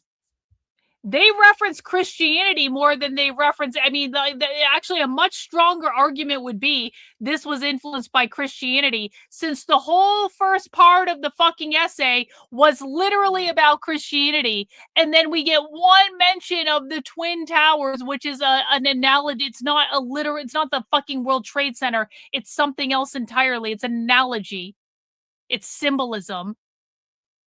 This must be about Islam. Are you fucking stupid? Like, that's retarded. No, it's not weird when you understand their language and you're not indoctrinated into conservative retardation. I promise you, the only people who thought this must be about Islam are conservative retards. You've been listening to too much conservative retard propaganda. There is no basis for this argument at all. And in fact, it's actually a really stupid perspective. No, this has nothing to do with Islam. It's nothing to do with Muslims. It is not the left that's obsessed with Islam. It's the right. Now, back to what the essay actually says instead of conservative retardation and bullshit. The destabilization of binary oppositional sexes constitutes a crisis in the family and in the reproduction of life, but this crisis is not one that must spell an end to reproduction. What I want to call out here is that they are saying that binary gender, the socially constructed categories of men and women, are now being destabilized. The destabilization of binary oppositional sexes constitutes a crisis in the family and in the reproduction of life, but this crisis is not one that must spell the end of reproduction. Actually, can we get a W for Zin here? He said a lot of retard shit earlier, but he's actually got a really great point. It's not, wait, no, I didn't see the second part of that. No, not a cult. Okay. Everyone put a line through the second sentence in this chat because that is not correct. This is, again, like, how the fuck is this possible that you guys end up saying the most fucking retarded thing you can possibly say at every single juncture? The first sentence is correct. Tower of Babel, Twin Towers, the towers of the gender binary. This is about these structures being abolished. This has nothing to fucking do with the occult. That's conservative retardation and bullshit. Nothing, not even in the slightest fucking way. But the first sentence is correct. The destabilization of binary oppositional sexes constitutes a crisis in the family and in the reproduction of life, but this crisis is not one that must spell the end of reproduction. A whole assemblage of techniques of biotechnology, cyber production, and social work are being deployed to enable, among other things, queer reproductive possibilities as well as overcome the limits of the human womb, which too easily ceases to function, especially under the stress of postmodern life. So what they're interested in is queer reproductive abilities, because when queers reproduce, they do not teach their children capitalist values. They instill different values in their children that are outside of the capitalist system. So they're not saying abort all your kids, although abortion is one way to liberate yourself from the gender binary. They are not saying abort all kids. They're saying we have to go from a system that reproduces to feed the capitalist system to a new system in which we are reproducing with values outside of the capitalist system. And then they're talking about overcoming the womb and having children born in other ways, because what they're trying to do is, again, they're trying to get rid of the socially constructed categories of men and women. And so if they believe that the category of women is created around the ability to reproduce, then they have to figure out other ways to reproduce that are outside of biological gender. Cyber production and social work are being deployed to enable, among other things, queer reproductive possibilities as well as overcome the limits of the human womb, which too easily ceases to function, especially under the stress of postmodern life. This analysis falls short, however, of recognizing the way that the central questions of reproduction have been displaced from the act of baby-making to the construction of the self, just as the centering of baby-making in procreationist thought usurped the former importance of the question of cosmic creation. The primary mode of reproduction in a post-dialectic world is the reproduction of the individual, that is, recreationism. The postmodern singularity is not created by God or its parents, but constructed through a pluralistic process that is increasingly artificial, social, and, paradoxically, self-realized. This process is the process of identification. The pluralistic reproductive process could not suffer limit. Each time it reproduces itself exists on an ontological scale. There is no need to speak of the modes of reproduction constituted by 3, 4, or 54 towers because, once there are 3, the towers reproduce not themselves and not the relation between themselves, but more and more towers, not twin but unique and individuated, marching across the landscape at an ever-increasing rate. The World Trade Center has fallen, but today there stand more skyscrapers than ever before. They're talking about the pillars that uphold cultural normativity. They're not talking about the World Trade Center. That's not what this essay is about. They're talking about the tower as an analogy for the norms that are upholding society. The World Trade Center, the binary fell, and now there's all sorts of skyscrapers in its place. The binary was replaced by many other things. Yo, welcome, Snappy. Welcome to the cult, bro. We appreciate it. You know, your life is over. You're never going to see the world the same way again, but you're going to have friends during the Marxist Revolution. Welcome to the cult. You're never leaving now. The World Trade Center has fallen, but today there stand more skyscrapers than ever before. Since their death, all their suffering, our store of poisons entrusted to the towers, counting of course on the jumbo apparatus of the American passions, in sum the whole anxious and maleficent game of our lives, our primitive beliefs, our frictions, the deadly Greek and Bible-inspired phantasms, all that ghastly archivery we'd intuitively conserved in our towers, hence unconsciously used as the colossal envelopes of all ideas of catastrophe, coffins costumed as the temples of our death wishes. Diversity is the scientific imperative imposed by the evolutionary science and postmodern theories of becoming.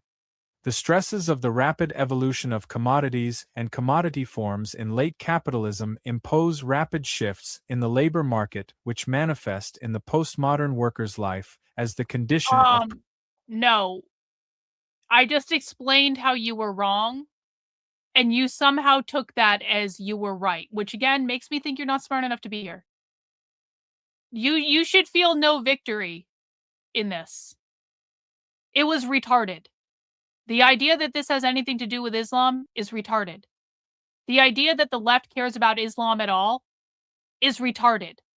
And if you don't unlearn that, I promise you're not going to last here very long. If you want to live in conservative bullshit fantasy, okay, well, apparently we need to put you in a timeout. You won't stop speaking, so now we have to silence you.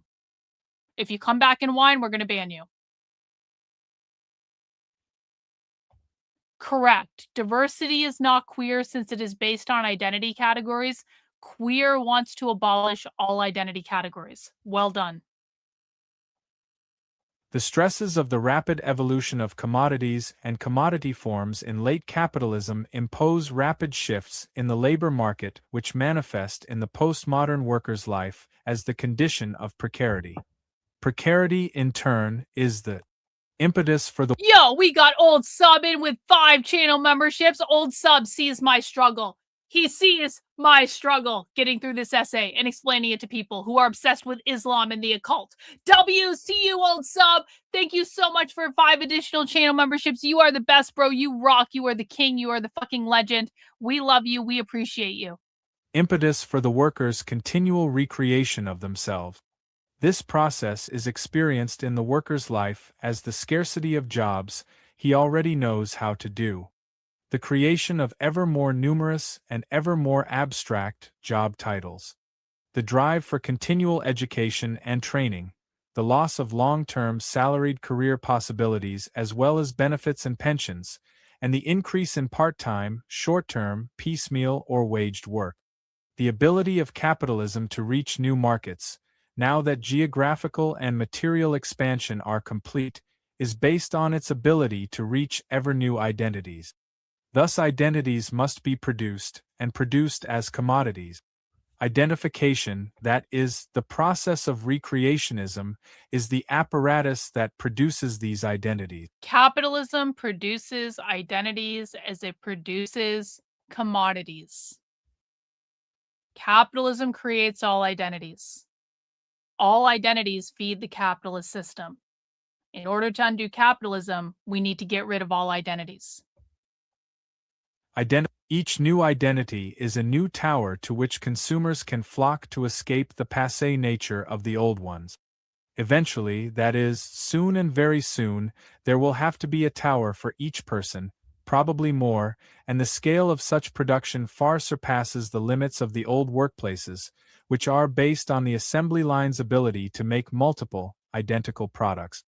In the late capitalist economy, however, each commodity must have the air of the unique, and this goes doubly for identity commodities. All right, we'll get back to the identity stuff in a second. Old Sub says, don't forget the bikini car pic. Listen, I actually was bathing suit shopping the other day. Believe it or not, I was like, Carlin, you need to have some sort of like aspirational bathing suit for when you really reach the stage of being like unrecognizably skinny. And the conservatives are not going to know what to do. I was actually looking for bathing suits, believe it or not.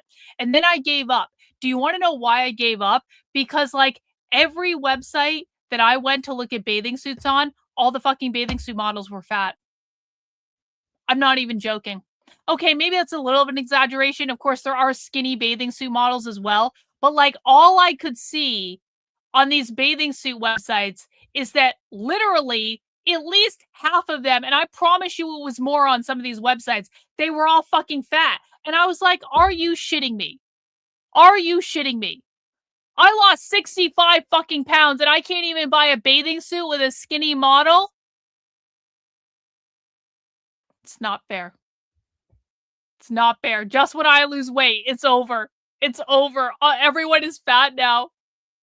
You know what? Like I said to my husband earlier today, it's like, I now understand the grievances of men because like ever since I lost weight, it's impossible to find clothes in my size. And it's impossible. Like, I can't even go anywhere without seeing fat mannequins everywhere or fat swimsuit models. Everything is for fat people now. It's like for years and years and years. And listen, I was wearing like t-shirts and leggings for years because it's the most comfortable thing to fucking wear. And now that I've like lost weight and I'm like, maybe I can get jeans that aren't like, you know, crazy and stuff. I have to order them from an app on my phone because I literally cannot find jeans. I am in either a 6 or an 8 in jeans right now, okay? I cannot find jeans in my fucking size in person. And it sucks. It sucks really bad. I should come to Japan. The Asians have the right idea.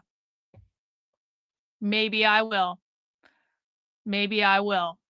Anyway, let's continue talking about how capitalism created all identities. In the late capitalist economy, however, each commodity must have the air of the unique, and this goes doubly for identity commodities.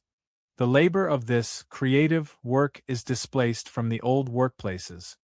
By social imperative and desire, the individual is put to work, unpaid, to create new identities for himself. The postmodern spectacle is a collection of images that must increasingly be constructed uniquely for each individual. The ghost of reproduction must not linger on the screen, but it must also afford him to interact with others. An apparatus of spectacle production that is socially networked affords its consumer a profile and newsfeed unique to him, but also the ability to connect with his real friends. Reality, in the end, is the product. Political struggle is no longer epitomized by a war of one party or class against another, nor the people against the state, but becomes the battlefield of social war fought between many identities or forms of life against one another. Yo, we got a super chat from Charles. Thank you, Charles, for the super chat. For the struggles, capitalism is a bitch. It is. It is. Capitalism is about selling things to fat people now because everyone's fat now. I lost weight and everyone is fat. It's not fair. It's not fucking fair. Thank you so much, Charles. Appreciate it. Political struggle is no longer epitomized by a war of one party or class against another, nor the people against the state, but becomes the battlefield of social war fought between many identities or forms of life against one another. Just as the war between parties within the government served to mask class struggle, today the war over identities masks the war of forms of life. In the war over the towers, identity is the basis for political struggle as well as its aim. Struggles fought over control of The creation and maintenance of identities is no more a threat to the existent than struggles over the making of babies. The war between forms of life is not a war between identities, Hang on. though it may. I need to read this again. I need to read this a little bit more slow.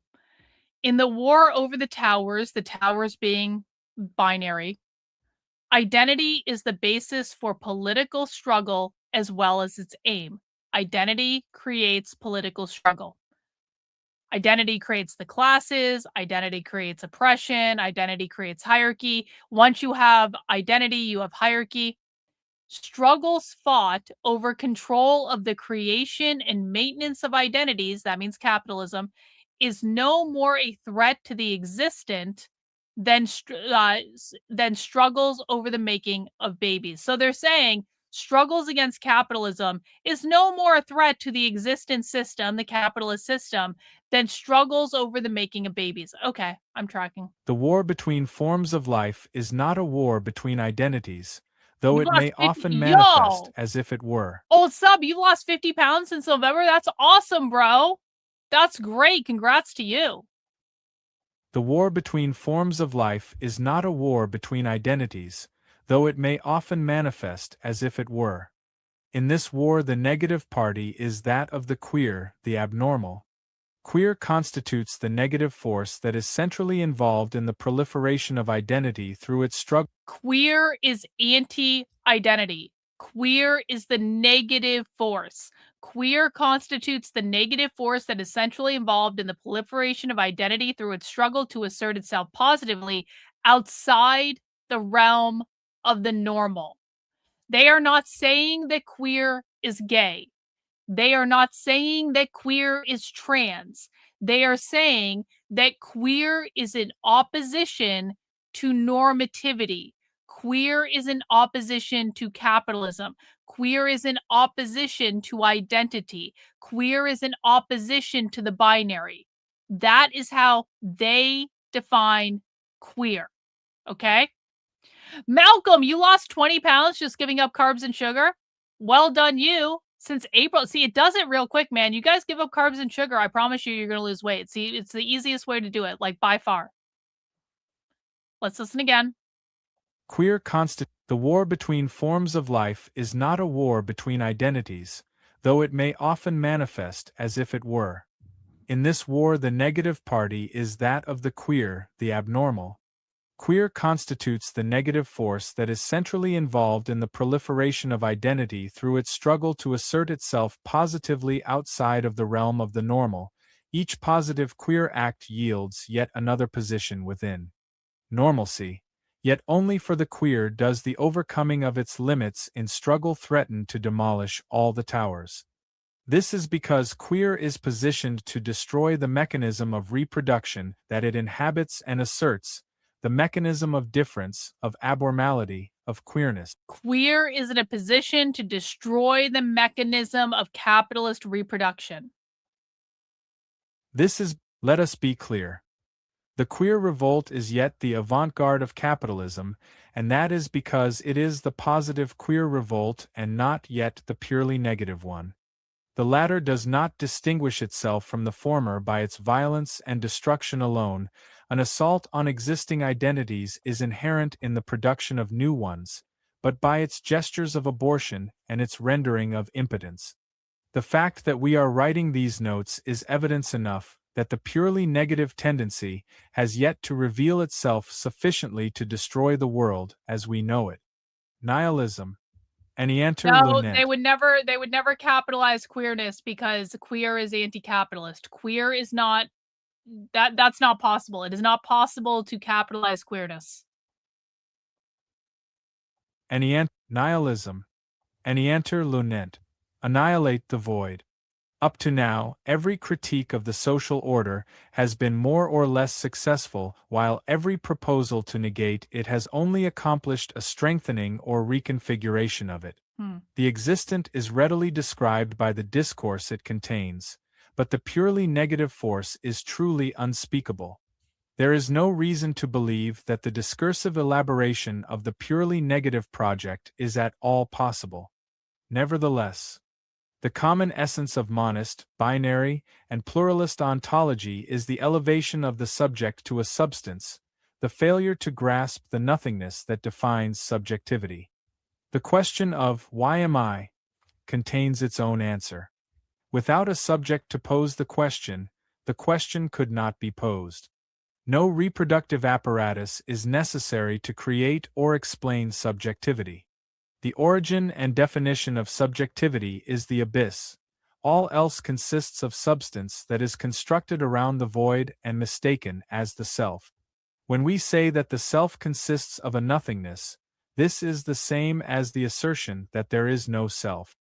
The avant-garde of capitalism has been misconstrued as its enemy. Granted that the destruction of reproduction is the project of queer negation, what has come to be known as radical queerness is a largely positive, rather than purely negative, project. Okay. Granted that the destruction of reproduction is the project of queer negation. They are saying that the queers are trying to disrupt the reproduction of the capitalist system. They are, again, I need people to understand this. They are not saying that queers are gay. They are not saying that queers are trans. They are saying that the project, not a project, the project of queer negation is the destruction of reproduction. This is their purpose. This is their goal. They are trying to disrupt the reproduction of the capitalist system. You do not have to be gay to be queer. You do not have to be trans to be queer. You could be a straight white man and be queer just by saying that you are. But if your job is the destruction of reproduction of capitalist normativity via the nuclear family, then you are queer. It is an anti-assimilationist, anti-civilization, insurrectionary political ideology. Does everyone understand? 1 in the chat if you understand what I just said. 2 in the chat if you still think that being queer is about being gay and trans.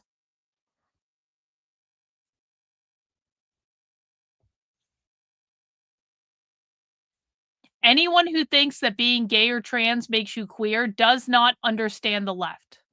They do not understand the ideology they are dealing with. It is really that simple. It has never been about being gay. It has never been about being trans. Not in the entire history of its existence in the United States. Granted that the destruction of reproduction is the project of queer negation, what has come to be known as radical queerness is a largely positive, rather than purely negative, project.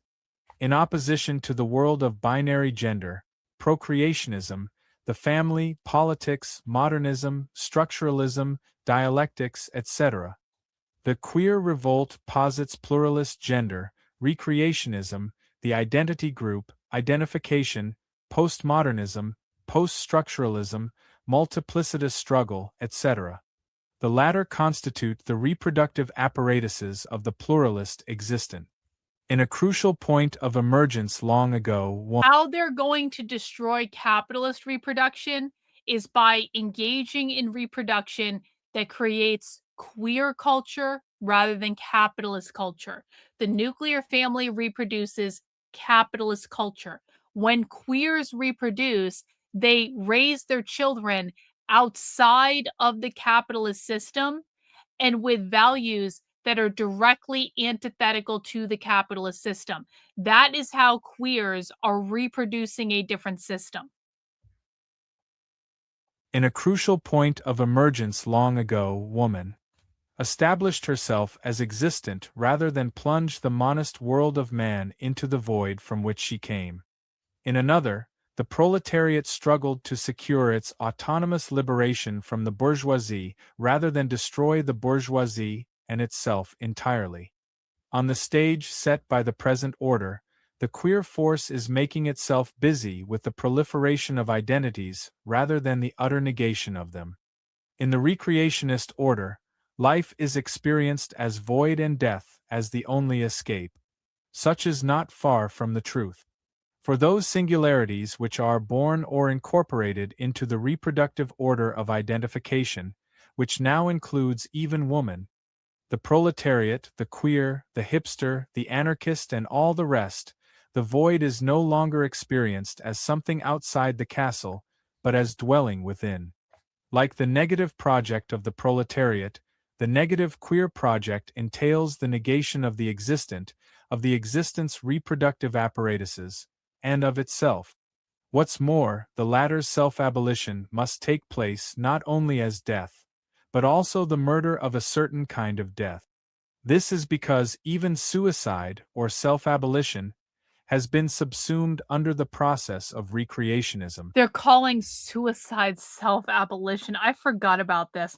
I've read all these essays before, but the reason we're doing this is because I haven't read these essays in a minute, and I need to get my head back in this space. I totally forgot about this. This is because even suicide, or self-abolition, has been subsumed under the process of recreationism. This is because even suicide, or self-abolition, has been subsumed under the process of recreationism. Death is necessary in the process of self-creation because in the act of becoming, one kills the old version of himself. In order to destroy the reproductive process of recreation, the queer must destroy the latter's false version of suicide. The queer death drive is an urge for pure suicide, which is also pure murder.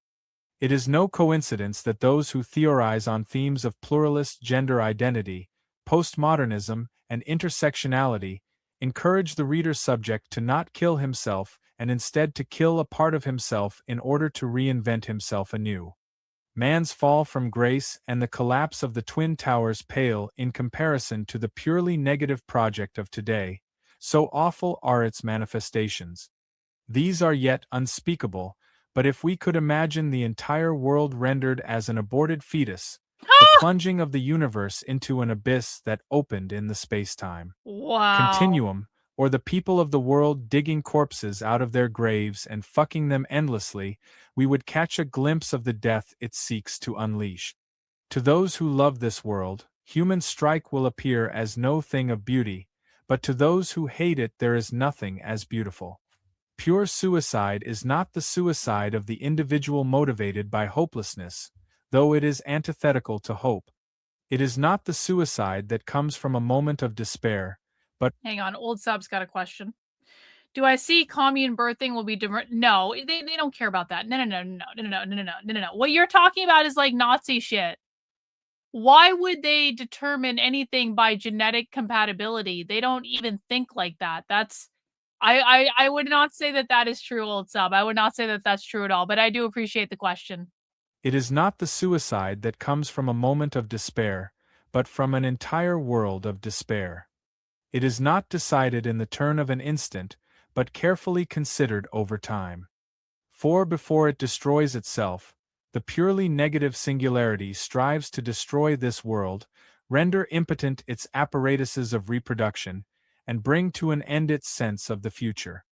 If the tower, our mother, our body, our sex burn down tonight, the hypothesis cannot be rejected. The whole castle has already burned down except for the tower's turn will come, since what else remains to burn? What's more to explain than that such a tower, such a perfect gem of human grandeur, not be condemned and executed in these days of perverse criminality? For sure it's a target, plans are afoot. She is there, round, delicious, appetizing, eternal, pregnant with genius and with books, and she is not there. One gulp of the plain. We are already killed. Read all about it in tomorrow's paper. If the tower has burned, we are already dead, and tomorrow we shall die of it. If the tower has not yet burned, it will burn in a day or two. Interview with gender. Okay, thank God we're through that fucking essay. That's an essay that you got to read a couple times and like really break that shit down. But I feel like we did get the highlights, and I understand that. I understand that people didn't understand all of that essay, but you also have to understand, for people who are new to this stuff, this is literally just how they write. They write in very no, it was not a declaration of war. No, it was not. No. There are other documents that are declarations of war. That was not a declaration of war on everyone. Again, I'm going to keep telling you this. Stop making shit up. That was not a declaration of war. They have other documents that are far more a declaration of war than that. Okay. Now we're getting into the last part of the gender mutiny section of this book. And this is actually an interview with the people who were in the gender mutiny collective who were writing all this stuff. So this is the last thing we're going to read for the night. It's an interview. It's a little bit different than the essays that we've been reading, but hopefully we will get more insight into actually what these people believe. So let's get started. Yo, we got Malcolm in. Melanie Mack is going to be back on Chrissy Mayer tonight. Is that already starting? Sheet. Well, we're doing gender mutiny. Chrissy Mayer can have Melanie Mack on, but we're doing gender mutiny, so we can maybe watch that later.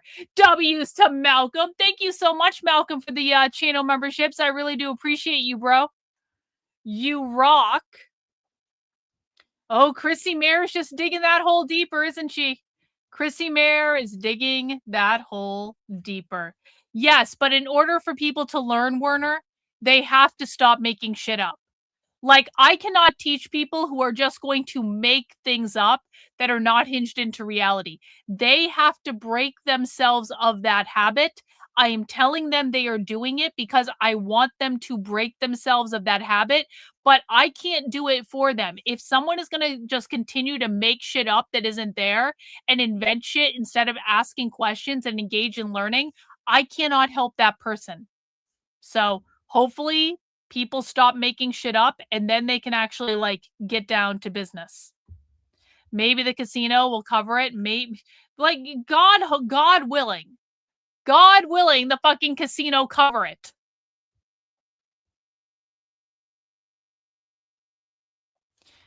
I read Queer Ultraviolence a bunch of times back when we first went over it, and now I know, like, this is why I had to reread it, because first of all, we have a lot of new people here who never read it, but it's like, the more you read this stuff, the easier it is to, like, follow along, you know? But let's read the interview. Let's see what happened. Interview with Gender Mutiny. 1. What is gender mutiny? What is gender mutiny? Gender mutiny is a theory group that does not exist. The contradiction between gender mutiny's actual non-existence and the false appearance of existence which it maintains is a deliberate parallel to a similar contradiction between the lack of any true self and the dogged assertion of existence so often made by various non-existent individuals. They're making an analogy. There is a whole world of circulating appearances, and these images are mistaken as being.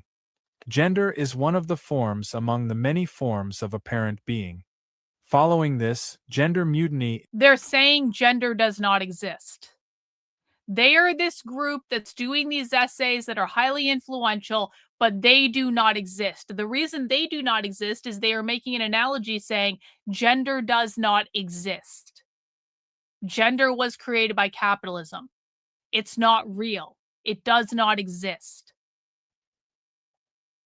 Following this, there is a whole world of circulating appearances, and these images are mistaken as being. Gender is one of the forms among the many forms of apparent being.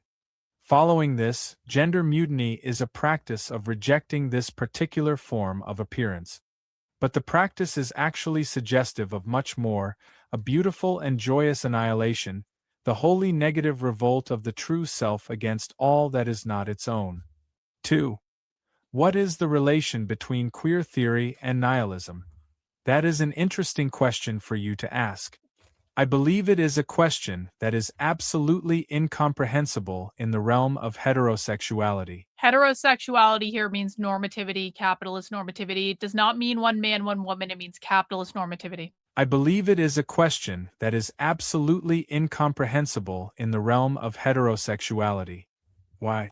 Well, because you have essentially asked what are the relations that a void could have with another void.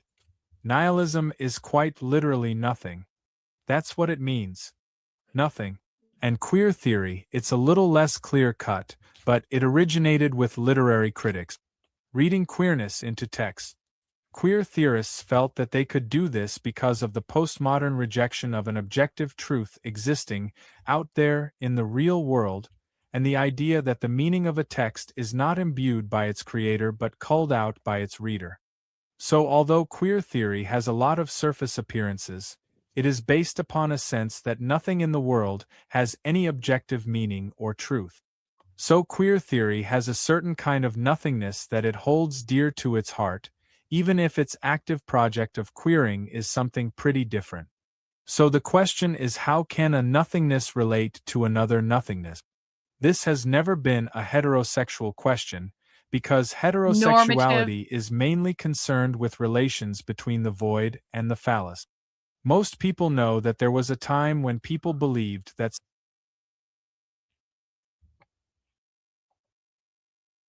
Did they just call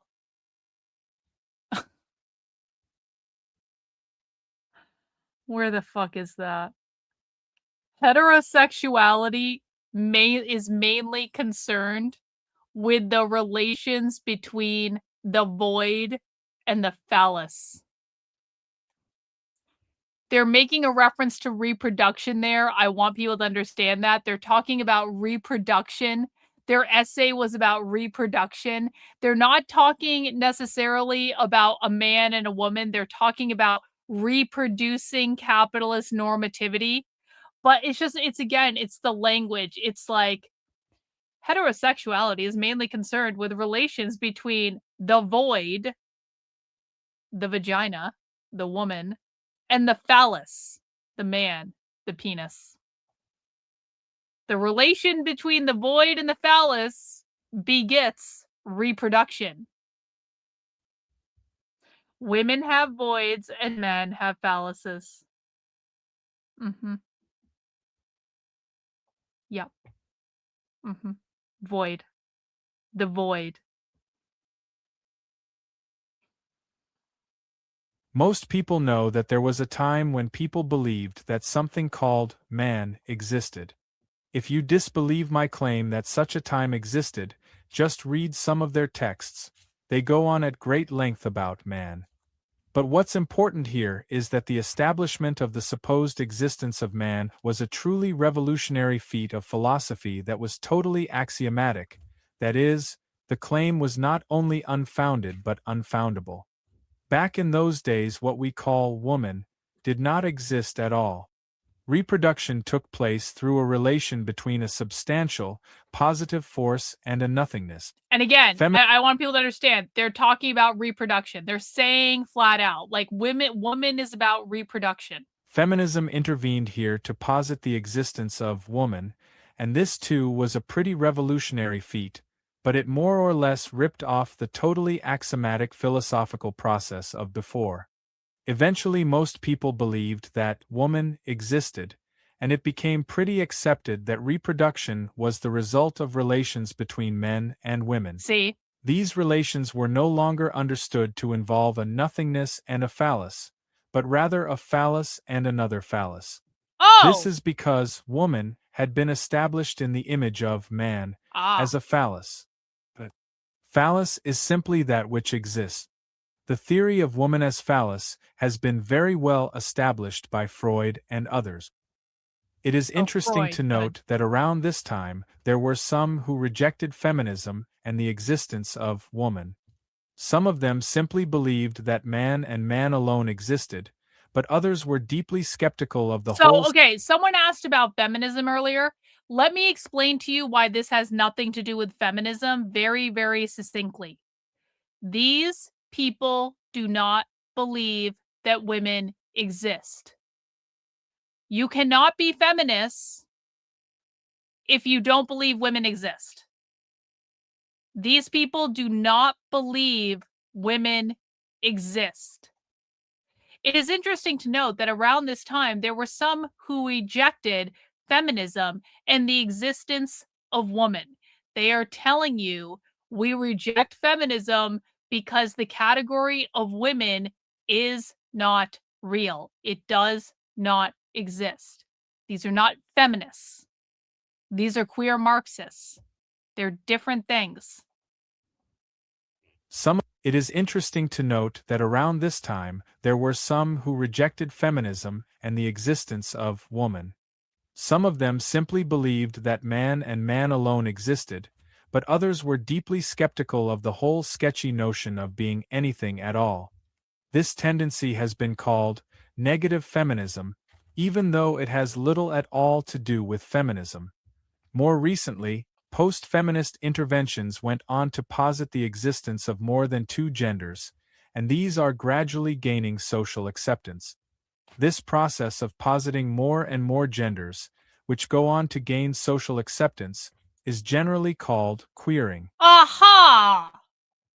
Aha! One of the goals of queer is to abolish the socially constructed categories of gender, men and women. Okay? I need everyone to focus. I need everyone to move on from the fact that these people don't think women are real, because you already should have known that by now. Okay? I need everyone to focus. One of the main goals of queer Marxism is to abolish the gender binary, the socially constructed categories of men and women. How they are doing that is by creating all of these other non-binary categories that are outside of the gender binary. And they are telling you that explicitly. Remember, this essay, I don't know exactly when this was written. Hang on, let me ask ChatGPT. What year was this written? Written around 2010. That's what I was going to guess too. So ChatGPT says this was written around 2010. So this was written 15 years ago. This was written before the legalization of gay marriage. Remember, these people never wanted gay marriage to be legalized. What happened around 2015? The explosion of non-binary gender. Why did non-binary gender explode? Because gay marriage was legalized, all the normie gay rights activists went home, they achieved their goal, they didn't have anything else to do.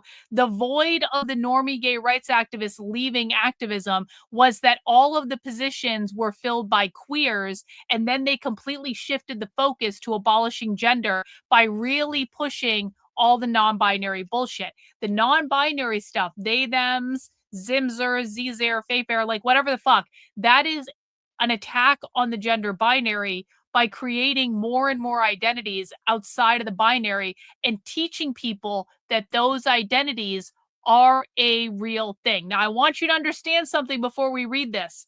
Eventually, those categories will be eliminated as well. These are transitional categories. Eventually, they want all of these categories to be eliminated as well. But for right now, how they are attacking binary gender is by creating categories outside of binary gender and convincing people to go with those categories rather than the categories of men and women, and having that gain social acceptance. But eventually, the non-binary categories are going to be eliminated as well. And they talk about this in other writings like gender nihilism, and we can read those on another time, but eventually those are going to go away too. It's just a transitionary mechanism. They are just using it to abolish capitalism and then remove the categories? Yes. They are getting people into the categories outside of the capitalist binary. And so they're doing that to destroy capitalism. But once they get rid of capitalism, they think that all those identities are just going to go away, essentially. It's a transitionary mechanism. Oh, we have another retard in the chat, bro. Only retards and faggots think this is about being gay. Actually, no, I take that back. Faggots don't think this is about being gay, because most gay people actually hate this stuff. So no, retard. No. If you've listened to this class and your takeaway from this is they're all just gay, you are not smart enough to be here. Show yourself out before we deport you. Not smart enough to be here, bro. Okay, it says right here, This process of positing more and more genders, which go on to gain social acceptance, is called queering. They are explicitly saying they are queering the gender binary. Oh, you're confused? Oh, you're confused? Let me show you the door. Deported from the channel. Goodbye. Go away. We don't want you here. Not smart enough to be here. Only high IQ people. Back to this. More recently, post-feminist interventions went on to posit the existence of more than two genders, perhaps infinitely more genders, and these are gradually gaining social acceptance.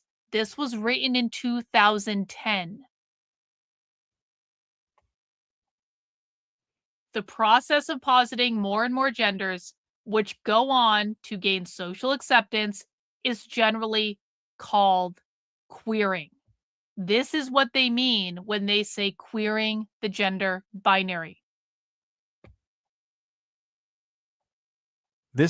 More recently, post-feminist interventions went on to posit the existence of more than two genders, and these are gradually gaining social acceptance. This process of positing more and more genders, which go on to gain social acceptance, is generally called queering. These post-feminist ideas also make claims concerning reproduction, namely, that it can take place in various configurations between these various genders. I suppose there are some thoughts in queer theory that attempt to address the nature of relations between nothings, but queer theory has, for the most part, been a sort of hyperactive version of feminism which is super interested in positing more and more genders and bringing more hypersubjective, virtual worlds into being through processes of queering the social. For these reasons, which are all of major concern of our critique. Essentially, queer theory is not nihilist enough. These people go beyond all like queer theory, guys. What we're listening to now is the most far left queer that you can get. These people are to the left of the queer theorists. These people believe queer theory didn't go far enough. For these reasons, which are all of major concern of our critique of queer practice theory, the queer tendency can be considered as the obsessive thrusting of ever more phalluses into the social arena. And given that the queer will readily admit to the inherent emptiness of the social but continue in its creative attempts of world building, the whole thing ends up being a huge towards the void circle jerk or gangbang of sorts. So while it's all pretty queer, it still involves the relations between phallus and nothings, not between one nothing and another, so it has little to say on this question. I can tell that I have certainly gone on too long by now, and so I will simply conclude by stating that the relations between queer theory and nihilism are a necessarily mysterious endeavor of which I hesitate to speak directly. 3. What influences GM? Ah, well, the murders of crows that roost in the trees outside our windows and blacken the sky with their wings are of primary importance to our sense of mystery of the void, and to them we are truly and deeply indebted. We are also influenced by all of the gorgeous and revolting queers who have come before us, who went to their graves in complete abject failure and whose bones cry out for our lips. Every flame that leaps from a prison is as a breath of air to us. That singular joy which springs from the taking up of weapons is dear, as is all that remains unseen, and more, much, much more. 4. What are GM's complicities to insurrection and its various articulation? Ooh. It occurs to me that, of all the words you might have used in posing a question to me, insurrection is the one that is perhaps the most difficult regardless of context. This word stands in for something. There is insurrection happening, I know, but when I watch a video from Egypt, this is not insurrection, not for me, because I am not in it. There are only some images on a screen. I experience the absence of insurrection. The absence of insurrection, rather than its presence, is what we are familiar with. The presence of this absence is familiar because it is everyday life. So it would follow that insurrection, in its absence, stands in for everything that is not the normal. Okay. Normativity are the cultural norms that uphold capitalist society. Insurrection stands for everything that is not normative. Insurrection, I know it always comes back to capitalism, but we have to explain this to people. Insurrection is about overthrowing the capitalist normative system. You have normative and you have insurrection, and they fight.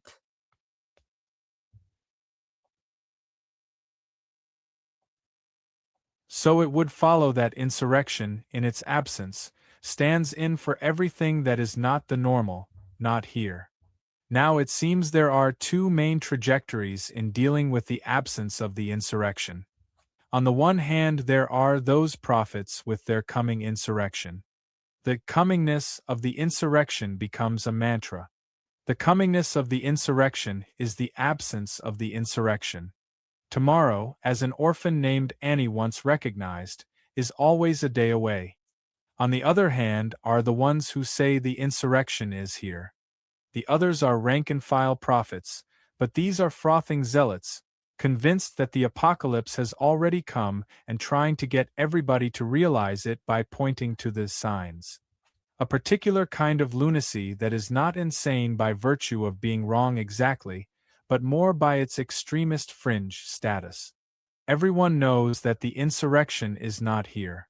Besides, if this is the insurrection, then fuck it, because it feels like everyday life, and if insurrection means anything at all, then it can't be everyday life. I would reject futurism as well as the mystical self-help approach about the potential of reclaiming the present moment reworked for insurrection. There's no time for any of it. I will say a bit more about time, though. From the past I get a vague sense, if I do not poke too much at the waters of memory, that I have already found what I am now trying to find. So I also must have lost it.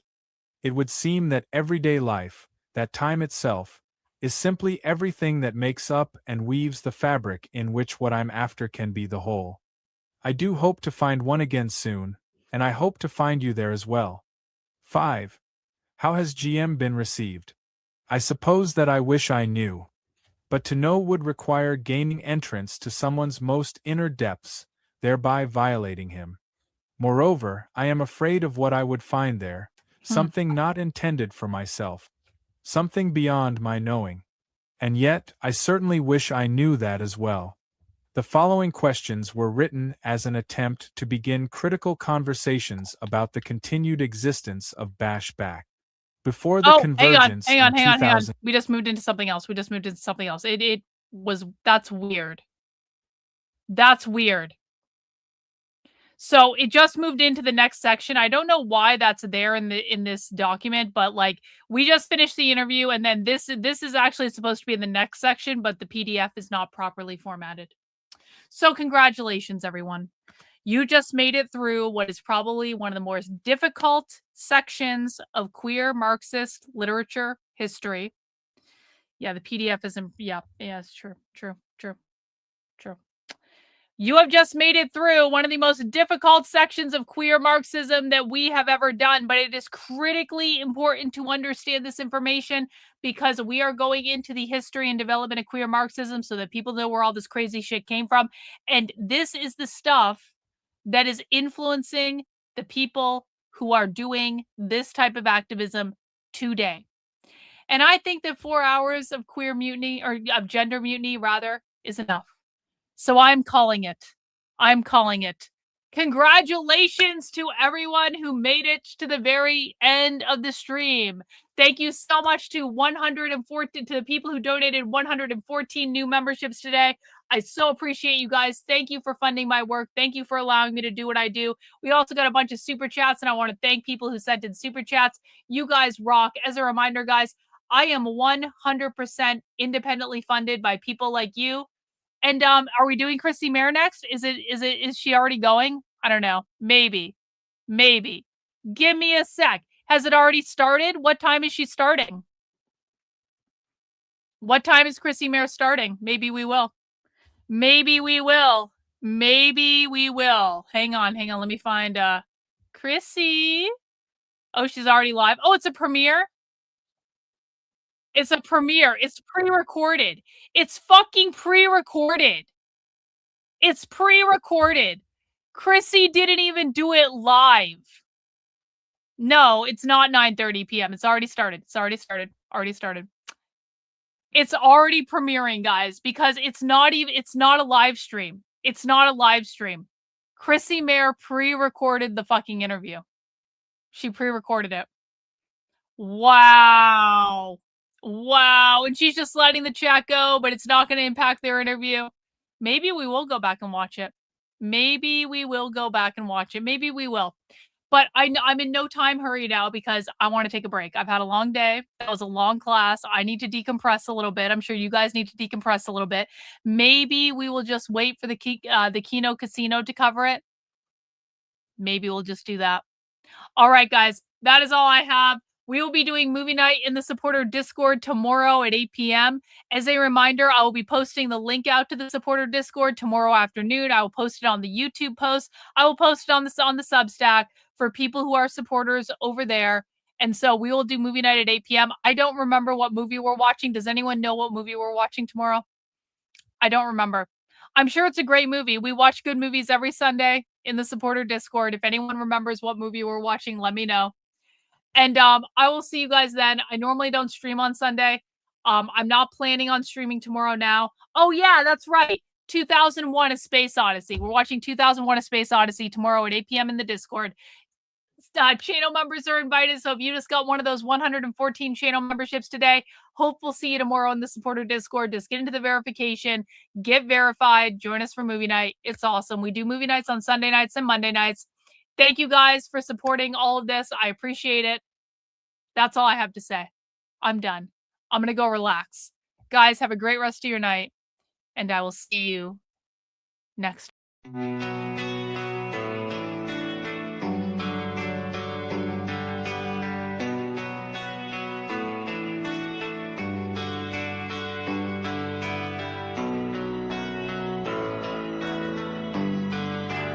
How are you feeling? How long have you been here?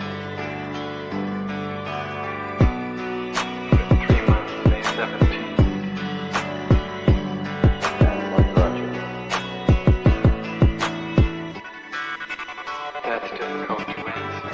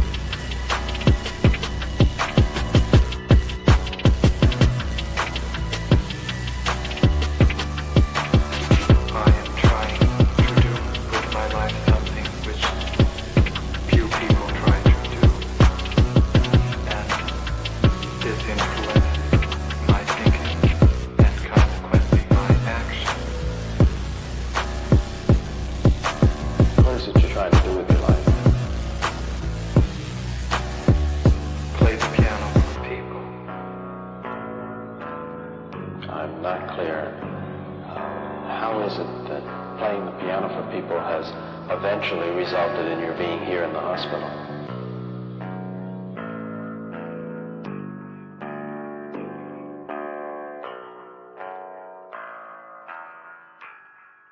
That's difficult to answer.